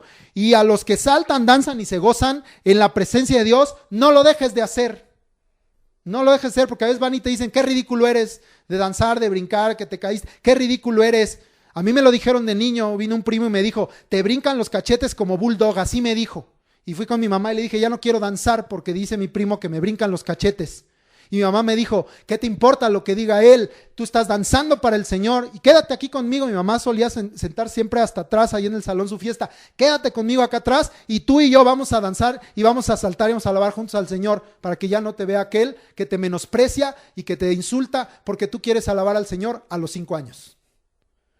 Y entendí, aunque por ser un niño pequeño me pesó, lo entendí. Y dije, no me roban mi gozo. Y entonces ahora danzo con más fuerza y ahora danzo con más alegría al Señor. Hay esas dos actitudes, lamentablemente. Y el que menosprecia al que lo hace está equivocado, no seas de esos. Cada quien, en la manera que el Espíritu le ponga, alaba al Señor. Somos diferentes, hay quien es más expresivo, hay quien es menos. Pero créeme que cuando tú dejes que el Espíritu te tome para alabar al Señor y tú seas un instrumento de alabanza en las manos del Espíritu Santo, va a haber manifestaciones de alabanza en tu vida que a lo mejor ni te imaginabas. A lo mejor vas a empezar a hablar en lenguas, a lo mejor vas a empezar a saltar cuando tú no saltabas, a lo mejor vas a empezar a girar, a lo mejor vas a empezar a levantar voces de júbilo, a lo mejor te vas a repetir un salmo que estaba en tu corazón, pero va a haber esas expresiones, vas a alzar tus manos, vas a doblar tus rodillas, te vas a postrar delante de Dios, a lo mejor vas a llorar, pero dale una adoración sincera al Señor Jesucristo y dejen de estar criticando a los que alabamos a Dios con todo nuestro corazón. Y si no te gusta, con todo respeto, entonces no estás en el lugar correcto, porque la iglesia es para los que aman a Dios y lo quieren servir. Y si a ti te molesta los que aman a Dios y los que sirven a Dios, estás en el lugar equivocado. Ojalá te arrepientas y te vuelvas a Jesucristo y te puedas unir a nuestra celebración de gozo y de alegría. Pero si estás aquí, pues por lo menos no estés de criticón. Regresamos 2 de Samuel, estábamos ahí, 6, 17 al 19. Ahorita no acaba el asunto de Mical, Metieron pues el arca de Jehová y la pusieron en su lugar en medio de una tienda que David le había levantado. Y sacrificó David holocaustos y ofrendas de paz delante de Jehová. Y cuando David había acabado de ofrecer los holocaustos y ofrendas de paz, bendijo al pueblo en el nombre de Jehová de los ejércitos. De inmediato leemos acá, 1 de Crónicas 16, del 1 al 6. Así les dije que íbamos a ir brincando, Si no están listos, lo siento.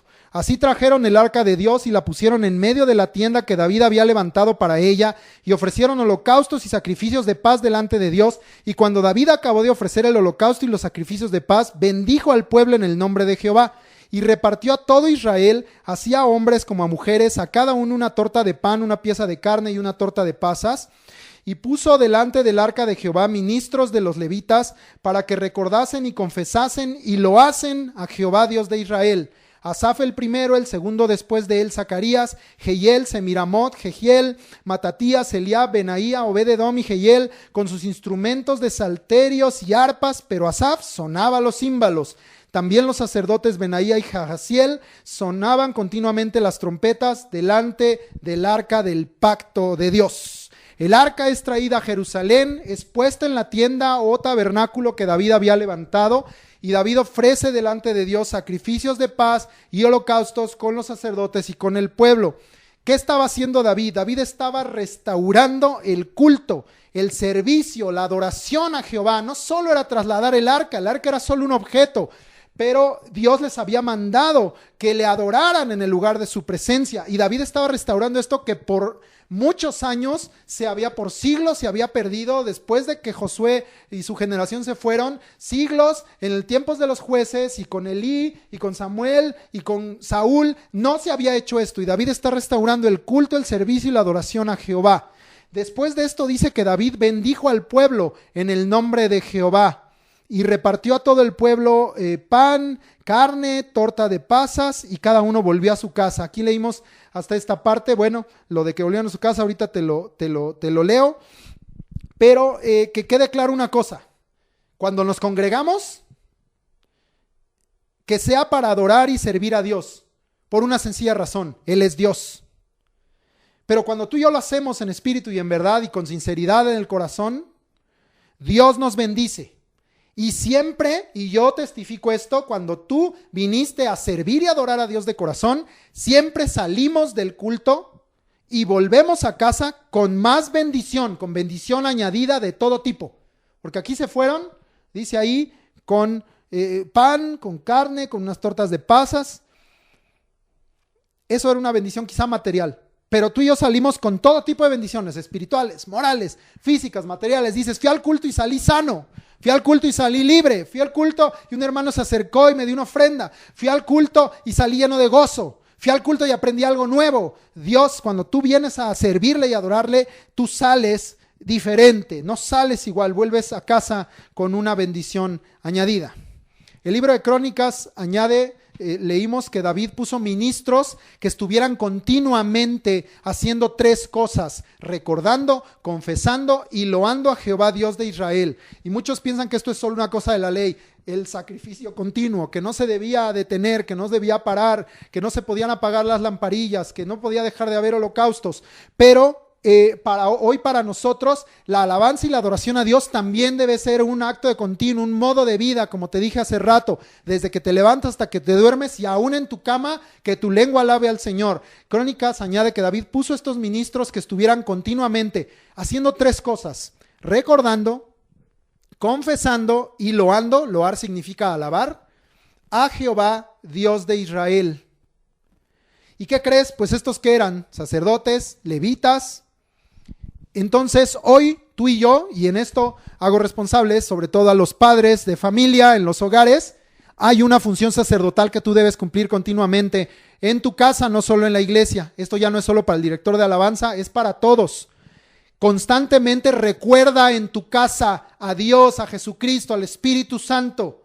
Constantemente confiesa al Padre, al Hijo, al Espíritu Santo y constantemente alábalos. Esas 3 funciones que les mandó David hacer, hoy tienen que continuar.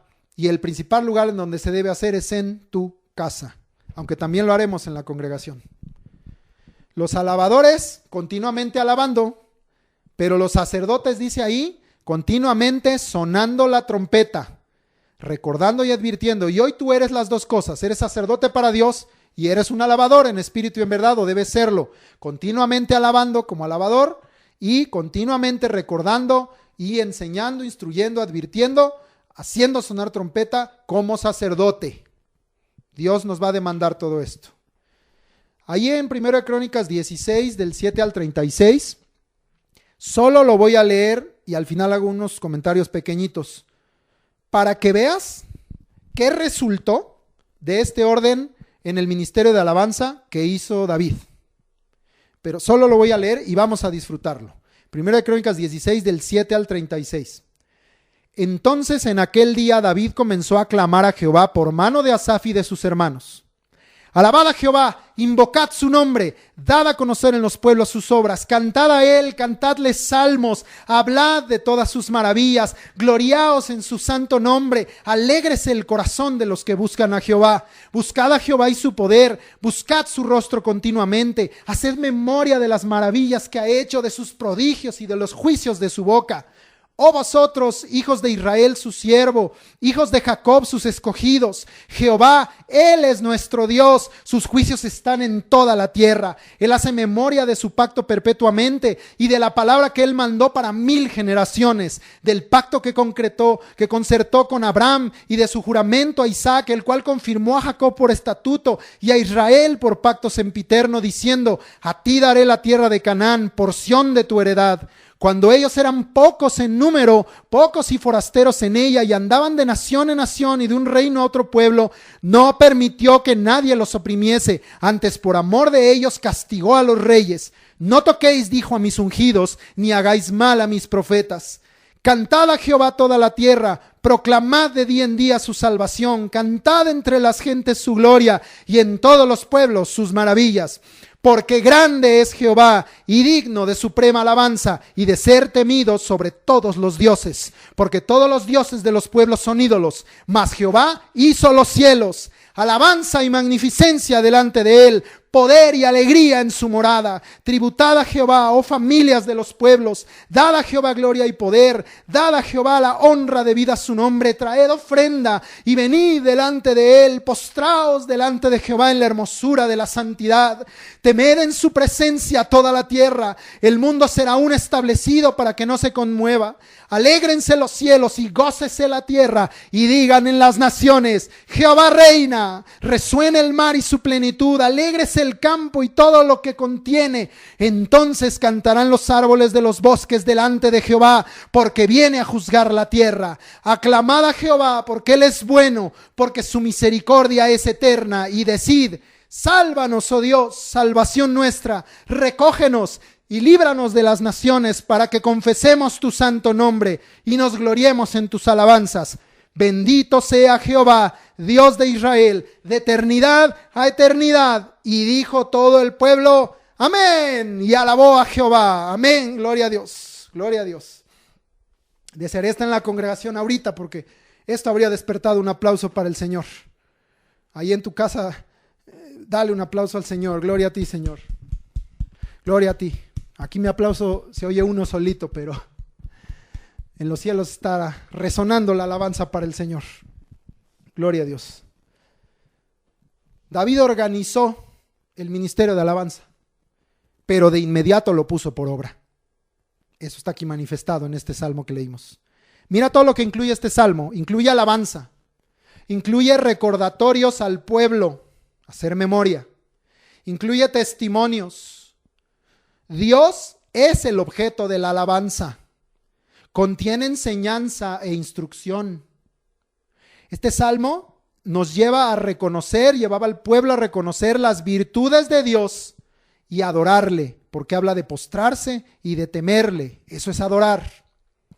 También confiesa la salvación, la bondad, la misericordia, la gloria y la eternidad del único Dios. Todo un salmo este. Hago una invitación a los directores de alabanza y a los grupos de alabanza a que volvamos a alabar a Dios así, que sea verdadera alabanza, con testimonios de Dios, siendo Dios y Jesucristo el objeto de la alabanza, que enseñe al pueblo nuestros salmos, que nos lleve a reconocer las virtudes de Dios, a adorarle, a temerle, a postrarnos ante Él, que los cantos confiesen la salvación, la bondad, la gloria, la misericordia, la eternidad del Dios único y verdadero.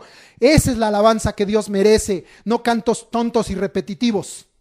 No modas. ¿Cuál se toca en todas las iglesias? Ahí vamos, como, ni siquiera voy a decir como borregos, como cerdos, a tirarnos ahí a donde todos están aventando, al despeñadero. No, volvamos, grupos de alabanza, directores, pastores, involúcrate, dile a tu grupo de alabanza y dile, alaben a Dios, básense en la palabra, díganle a Dios lo que Él es, denle la alabanza que le corresponde, denle gloria, honra, poder, digan de Él, de su grandeza, de su maravilla, de su salvación, del nombre de Jesucristo, que Él sea el objeto de la alabanza, porque Él es Dios. Todo un salmo. La verdadera alabanza lleva al pueblo a creer y a participar de ello para gloria de Dios. Cuando volvamos a la verdadera alabanza y adoración y el pueblo tenga un corazón dispuesto, veremos la gloriosa presencia de Dios llenando su casa. Porque ahí dice el versículo 36, y dijo todo el pueblo amén. La verdadera alabanza lleva al pueblo a creer y a participar. Y dice, y alabó a Jehová. La verdadera alabanza lleva al pueblo a darle la gloria a Dios. Vamos a esta parte final de 1 de Crónicas 16. Hermano, hermana, que estás oyendo, a mí no me importa que ya lleves tu 1 hora 35, le voy a seguir. Y por eso solo tomé el capítulo 6 y no el 7. Dile al director de alabanza, al pastor y a los integrantes de alabanza de tu iglesia que oigan este mensaje. Hazme ese favor. Yo sé que la mayoría son de la iglesia local Naucalpan. Pero si alguien de la iglesia de Naucalpan que esté en el ministerio no lo ha oído, se las va a ver conmigo. Porque quiero que esto lo escuchen todos. Es necesario. Pero si eres de alguna otra iglesia local de arrebatamiento o de otra iglesia que está buscando hacer las cosas en la voluntad de Dios, invita a tu director de alabanza, a los músicos, cantores, al propio pastor, a los ancianos a que escuchen este mensaje. Para mí es importante porque tenemos que restaurar la alabanza. Tenemos que volver a la alabanza como Dios la desea. Vamos a seguir. 1 de Crónicas 16, 37 al 43. Vamos a leer. Y dejó allí, delante del arca del pacto de Jehová, a Asaf y a sus hermanos para que ministrasen de continuo delante del arca cada cosa en su día. Y a Obed-edom y a sus 68 hermanos, y a Obed-edom hijo de Jedutún, y a Josa como porteros. Asimismo al sacerdote Sadoc y a los sacerdotes sus hermanos, delante del tabernáculo de Jehová en el lugar alto que estaba en Gabaón, para que sacrificasen continuamente a mañana y tarde holocaustos a Jehová en el altar del holocausto, conforme a todo lo que está escrito en la ley de Jehová que él prescribió a Israel. Y con ellos a Emán, a Jedutún y a los otros escogidos, declarados por sus nombres, para glorificar a Jehová, porque es eterna su misericordia.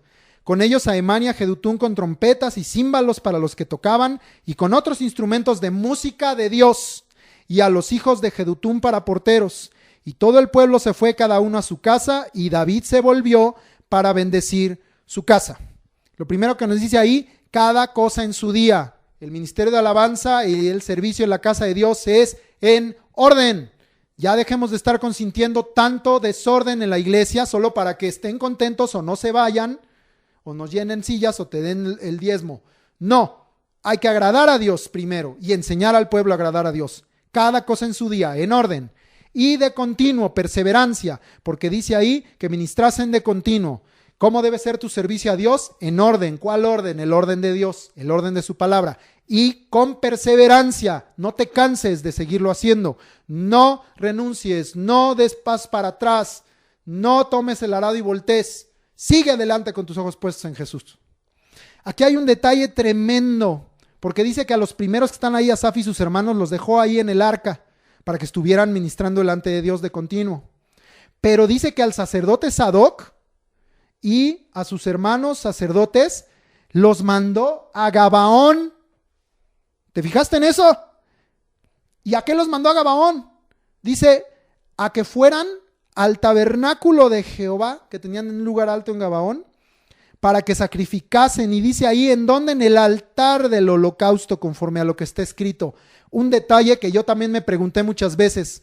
Esta tienda, en donde ahora está el arca, es una tienda que David levantó, tabernáculo que hizo David. Pero el otro tabernáculo, ¿dónde estaba? El altar, ¿dónde estaba? Si por siglos todo esto se diluyó, ya no lo pelaban, ya no lo usaban, ya no les importaba. Ahí está la respuesta. El tabernáculo original se había quedado en Gabaón y ahí estaba el altar del holocausto.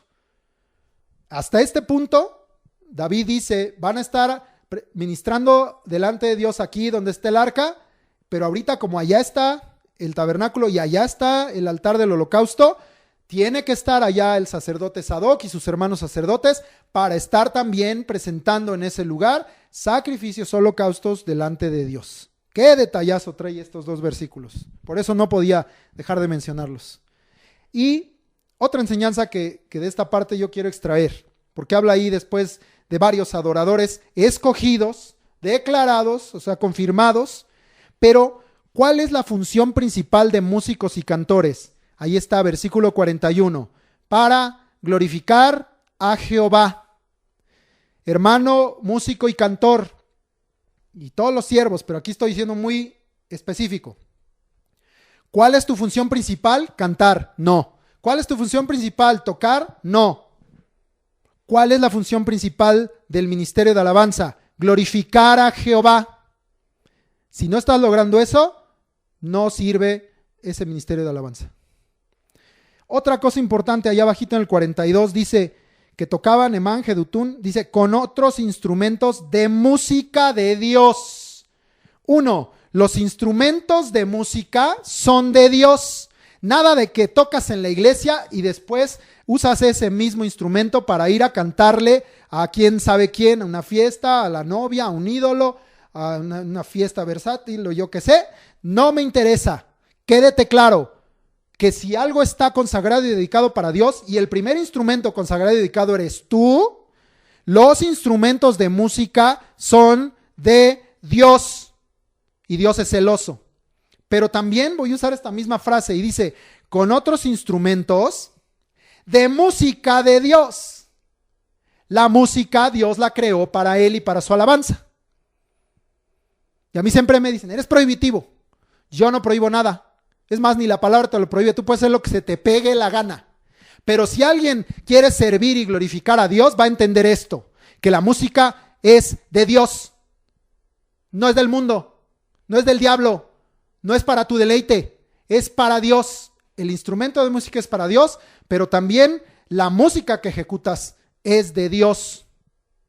Y yo, como les digo, me dicen, es que ¿dónde está que se prohíbe oír música del mundo? No hay ningún pasaje, pero el Salmo 34:1 dice, bendeciré a Jehová en todo tiempo, su alabanza estará de continuo en mi boca. Si tú quieres cumplir de la palabra ese solo versículo, solito ese, la música del mundo no tiene cabida. Porque si tú bendices a Jehová en todo tiempo, vas a dejar de decir groserías, vas a dejar de hablar tonterías y peladeces, vas a dejar de andar de chismoso y también vas a dejar de estar cantando cosas tontas y sin sentido del mundo. Porque vas a bendecir a Jehová en todo tiempo. Y si cumples la segunda parte, que su alabanza estará de continuo en tu boca, pues ¿qué es lo único que vas a estar hablando o en tus oraciones diciendo o en tus cantos levantando, en tu música, en tu voz? Alabanza. Yo no prohíbo nada, la palabra tampoco. Pero el que ama a Dios y quiere cumplir sus mandamientos, porque el que me ama mi palabra guardará, con ese solo Salmo 34, en automático se desecharía el estar escuchando o necesitando la música del mundo. No la necesitas, hijo de Dios, siervo de Dios. No la necesitas. El que llena tu corazón es el Espíritu Santo. No la necesitas. Vamos a 2 de Samuel, del 20 al 23, que no leímos. 2 de Samuel 6, 20 al 23. Ya vimos que cada uno se había ido a su casa. Ya leímos en Crónicas que David también los despidió y él también se fue a su casa. Leemos a partir del 20. Ya en la parte final. Volvió luego David para bendecir su casa, y saliendo Mical a recibir a David dijo: «Cuán honrado ha quedado hoy el rey de Israel, descubriéndose hoy delante de las criadas de sus siervos, como se descubre sin decorum cualquiera». Entonces David respondió a Mical: «Fue delante de Jehová, quien me eligió en preferencia a tu padre y a toda tu casa, para constituirme por príncipe sobre el pueblo de Jehová, sobre Israel. Por tanto, danzaré delante de Jehová. Y aún me haré más vil que esta vez, y seré bajo a tus ojos, pero seré honrado delante de las criadas de quienes has hablado». Y Mical, hija de Saúl, nunca tuvo hijos hasta el día de su muerte.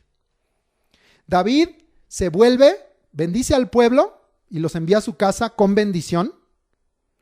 Pero David se vuelve él para bendecir su casa. ¿Y con qué se encuentra? Mical, que había menospreciado en su corazón a David, esto ya lo habíamos visto, por saltar y alabar a Dios, ahora no solo lo hace en su corazón, lo expresa, porque de la abundancia del corazón habla la boca. Sale a burlarse y a menospreciar con palabras a David. Fíjate nada más, David quería bendecir y Mical salió a maldecir. Así nos pasa a veces, ¿verdad? Tú vienes con gozo, con alegría, a lo mejor del culto, o en este día que Dios te bendijo, y vienes con gozo, alegría, y en casa te quieren humillar, se quieren burlar, te quieren menospreciar. ¿Sabes qué? Hijo, hija de Dios, no pierdas el gozo. Habla sabiamente, no contiendas, sé prudente, pero tú sigue honrando a Dios. No pierdas el gozo, no dejes que te quiten ese gozo y tú sigue honrando y alabando a Dios. ¿Por qué? Porque lo que tú hiciste fue delante de Jehová. David dijo: fue delante de Jehová que yo dancé y alabé. No lo hice porque estaba deleitándome a mí mismo. Lo hice delante de Jehová, quien me eligió. Para ti, para mí hoy, tú eres un elegido. Y si tú has tenido una expresión de alabanza, ¿lo has hecho delante de Dios? Si es así, pues como David, nada más contesta: danzaré delante de Jehová, y vete danzando a tu cuarto. No dejes que te roben el gozo. Y si por esta razón de gozarte delante de Dios eres vil a los hombres, la Biblia dice aquí en este ejemplo de David, pues sé más vil a sus ojos, porque no es la opinión que importa. Si danzar y alabar a Dios y hacer las cosas en su voluntad nos hace viles a los hombres, sé más vil, échale otro tanto, porque para Dios eres hermoso y hermosa. Mical es castigada, y dice aquí en el 23 que nunca tuvo hijos hasta el día de su muerte. Ese es nuestro último versículo y podría decir: ya acabamos, no lo comento, pero necesito detenerme. Último detalle, por favor dame oportunidad. Escúchalo, porque aquí pudiera haber alguien que ya haya leído, conozca o sea más estudioso o más quisquilloso un asunto. Hay una cita donde dice que Mical sí tuvo hijos. Entonces hay quien diría: pues la Biblia se contradice o la Biblia está equivocada. No, vamos a analizarlo. En este asunto Mical pues es castigada.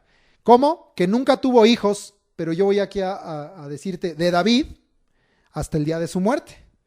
Porque Mical había tenido 5 hijos de un tal Adriel, hijo de Barzilai Meolatita. ¿En dónde está escrito eso? En 2 de Samuel, aquí donde estamos adelantito, 21:8. Y ahorita te voy a dar el contexto de esa parte de Samuel 21. 2 de Samuel 21:8 dice: pero tomó el rey a 2 hijas de Rispa, hija de Aja, los cuales ella había tenido de Saúl, Armoni y Mefiboset, ahorita aclaro eso, y a 5 hijos de Mical, hija de Saúl. ¿Quién? 5 hijos de Mical, hija de Saúl, los cuales ella había tenido de Adriel, hijo de Barzilai, Meolatita. Pero de pronto dije, porque me acordaba por las clases, ¿que no el esposo que había tenido antes Mical se llamaba Paltiel? Esa tú te puedes regresar ahí un poquito en 2 de Samuel, en el 3, ahorita te digo exactamente, en el 3:15 ahí dice que se llamaba Paltiel, hijo de Lais. Dije: caray, pero este Adriel también me sonaba y ya lo busqué. Y este era el esposo de Merab, su hermana mayor, la hija mayor de Saúl. Lo que significa esto, porque esos 5 hijos que tuvo Mical eran de este tal Adriel Meolatita, no de su esposo al que la asignaron, que injustamente Saúl la entregó a Paltiel. Eran del esposo de Merab, su hermana mayor o la hija mayor de Saúl. Es decir, que Mical pues tuvo hijos del esposo de su hermana. No podemos saber qué condición, porque podríamos hablar, y lo primero seguro que a muchos les vino a la mente es una infidelidad o le robó el esposo, no lo sabemos. También en este tiempo había mucho la costumbre de prohijar, es decir, alguien que no podía tener hijos y la hermana le daba esos hijos, o alguien que le criaba los hijos y se consideraba como si fueran suyos. Es decir, hay muchas formas, pero la Biblia es muy clara. Mical tuvo hijos del esposo de Adriel Meolatita, del esposo de su hermana. Entonces Mical sí había tenido 5 hijos. Ahí es donde alguno podría decir, está mal la cita de Samuel en decir, de Samuel 6, que nunca tuvo hijos, porque hay otra cita adelante que dice que sí. Pues ya lo aclaré de una vez. Te voy a dar el contexto de 2 de Samuel 21 rápidamente. Saúl había matado a los Gabaonitas, pueblo con el que habían hecho trato desde tiempos de Josué para que no los mataran. Saúl había desobedecido esto y había matado a los Gabaonitas o a Gabaonitas. Había sangre de aquella casa que no había sido pagada o saldada, sangre derramada injustamente. Y por esta causa, en ese capítulo, lee el 21 por favor, luego que puedas, ya lo estudiaremos. Dios trajo hambre 3 años consecutivos en tiempos de David. Entonces David va con los Gabaonitas, consulta a Dios y le dice, Dios, ¿por qué 3 años de hambre? Y le dice, porque hay sangre en la casa de Saúl que no ha sido pagada. Entonces David entiende esto y va con los Gabaonitas y les dice, pues, ¿qué quieren? Ellos le dicen, no queremos un rescate, o sea, dinero, oro, plata, no queremos una venganza así cruenta, terrible, no queremos incluso destruir la casa de Saúl, pero danos 7 varones de los hijos de Saúl para ahorcarlos en el monte y sea saldada esa deuda de sangre.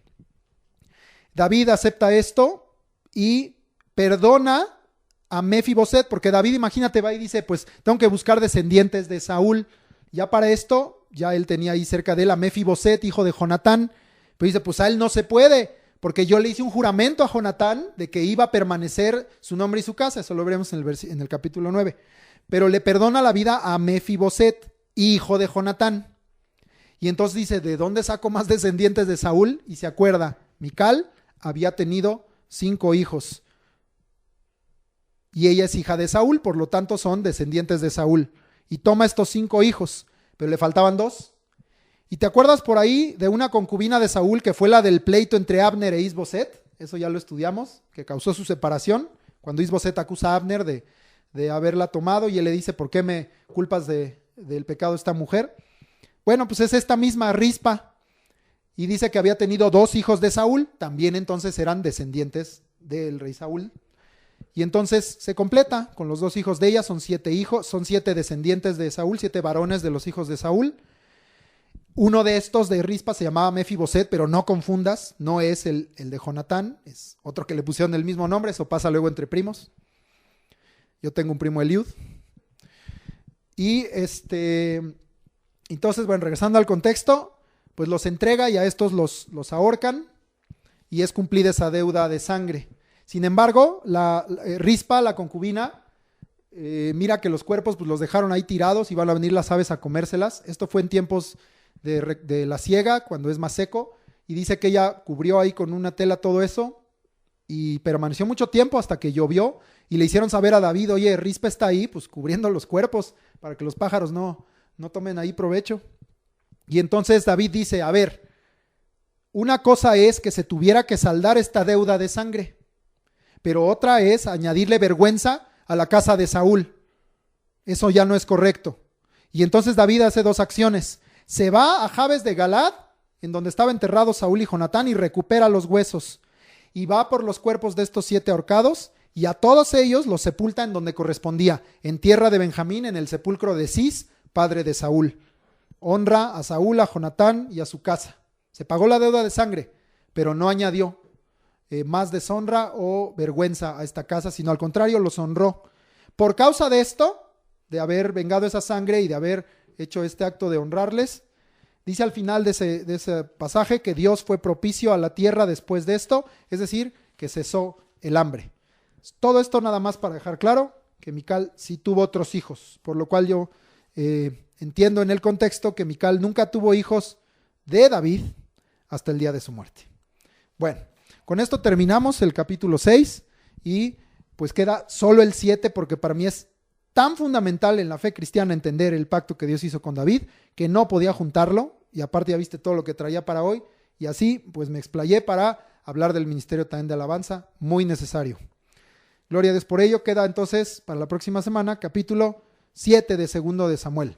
Ahora vamos a los textos de aprendizaje. Recuerda que estábamos ya en Eclesiastés 12:1 y estábamos aprendiendo el último de Proverbios 22:6. Entonces empezamos con Eclesiastés, que tiene mucho que aprender, pero como solo tenemos 52 citas en el año, pues son citas seleccionadas para tomar de toda la Biblia, pero hay muchas que podríamos aprender de Eclesiastés, ya tomaremos otras. Ya hemos aprendido de Eclesiastés 3, pero vamos al 12:1. Y te invito a que por favor te pongas de pie y como les puse ahí en WhatsApp entre semana, pues esto principalmente los jóvenes apréndanlo y la otra cita pues los padres. Vamos a la primera, Eclesiastés 12:1. Acuérdate de tu Creador en los días de tu juventud, antes que vengan los días malos y lleguen los años de los cuales digas, no tengo en ellos contentamiento. Eclesiastés 12:1. Y repetimos la cita de la vez pasada, de Proverbios 22:6. Todos juntos, Proverbios 22:6. Instruye al niño en su camino, y aun cuando fuere viejo, no se apartará de él. Proverbios 22:6. Ahora avanzamos al libro profético de Isaías, y vamos a aprender en el capítulo 1, versículos 16 y 17. Ubica rápido en tu Biblia, Isaías 1, 16 y 17, y aprendemos. Nos habían tocado facilitos, ahora es un poquito más complejo pero apréndelo, no seamos flojos. Todos juntos, Isaías 1, 16 y 17. Lavaos y limpiaos, quitad la iniquidad de vuestras obras de delante de mis ojos. Dejad de hacer lo malo, aprended a hacer el bien. Buscad el juicio, restituid al agraviado, haced justicia al huérfano, amparad a la viuda. Isaías 1, 16 y 17. Todo esto que Dios quiere que aprendamos a hacer. Muy bien, eso queda entonces de tarea, Isaías 1, 16, 17 y de repaso Eclesiastés 12:1 y de la Escuela de Crecimiento Espiritual, el capítulo 7 de segundo de Samuel. Dios te bendiga, ha sido de gran edificación para mí el traerte esta palabra porque el primer enseñado fui yo y espero que hayas aprendido mucho y recuerda decirle a los grupos de alabanza que oigan esta clase. Dios te bendiga, la fe viene por el oír y el oír por la palabra de Dios.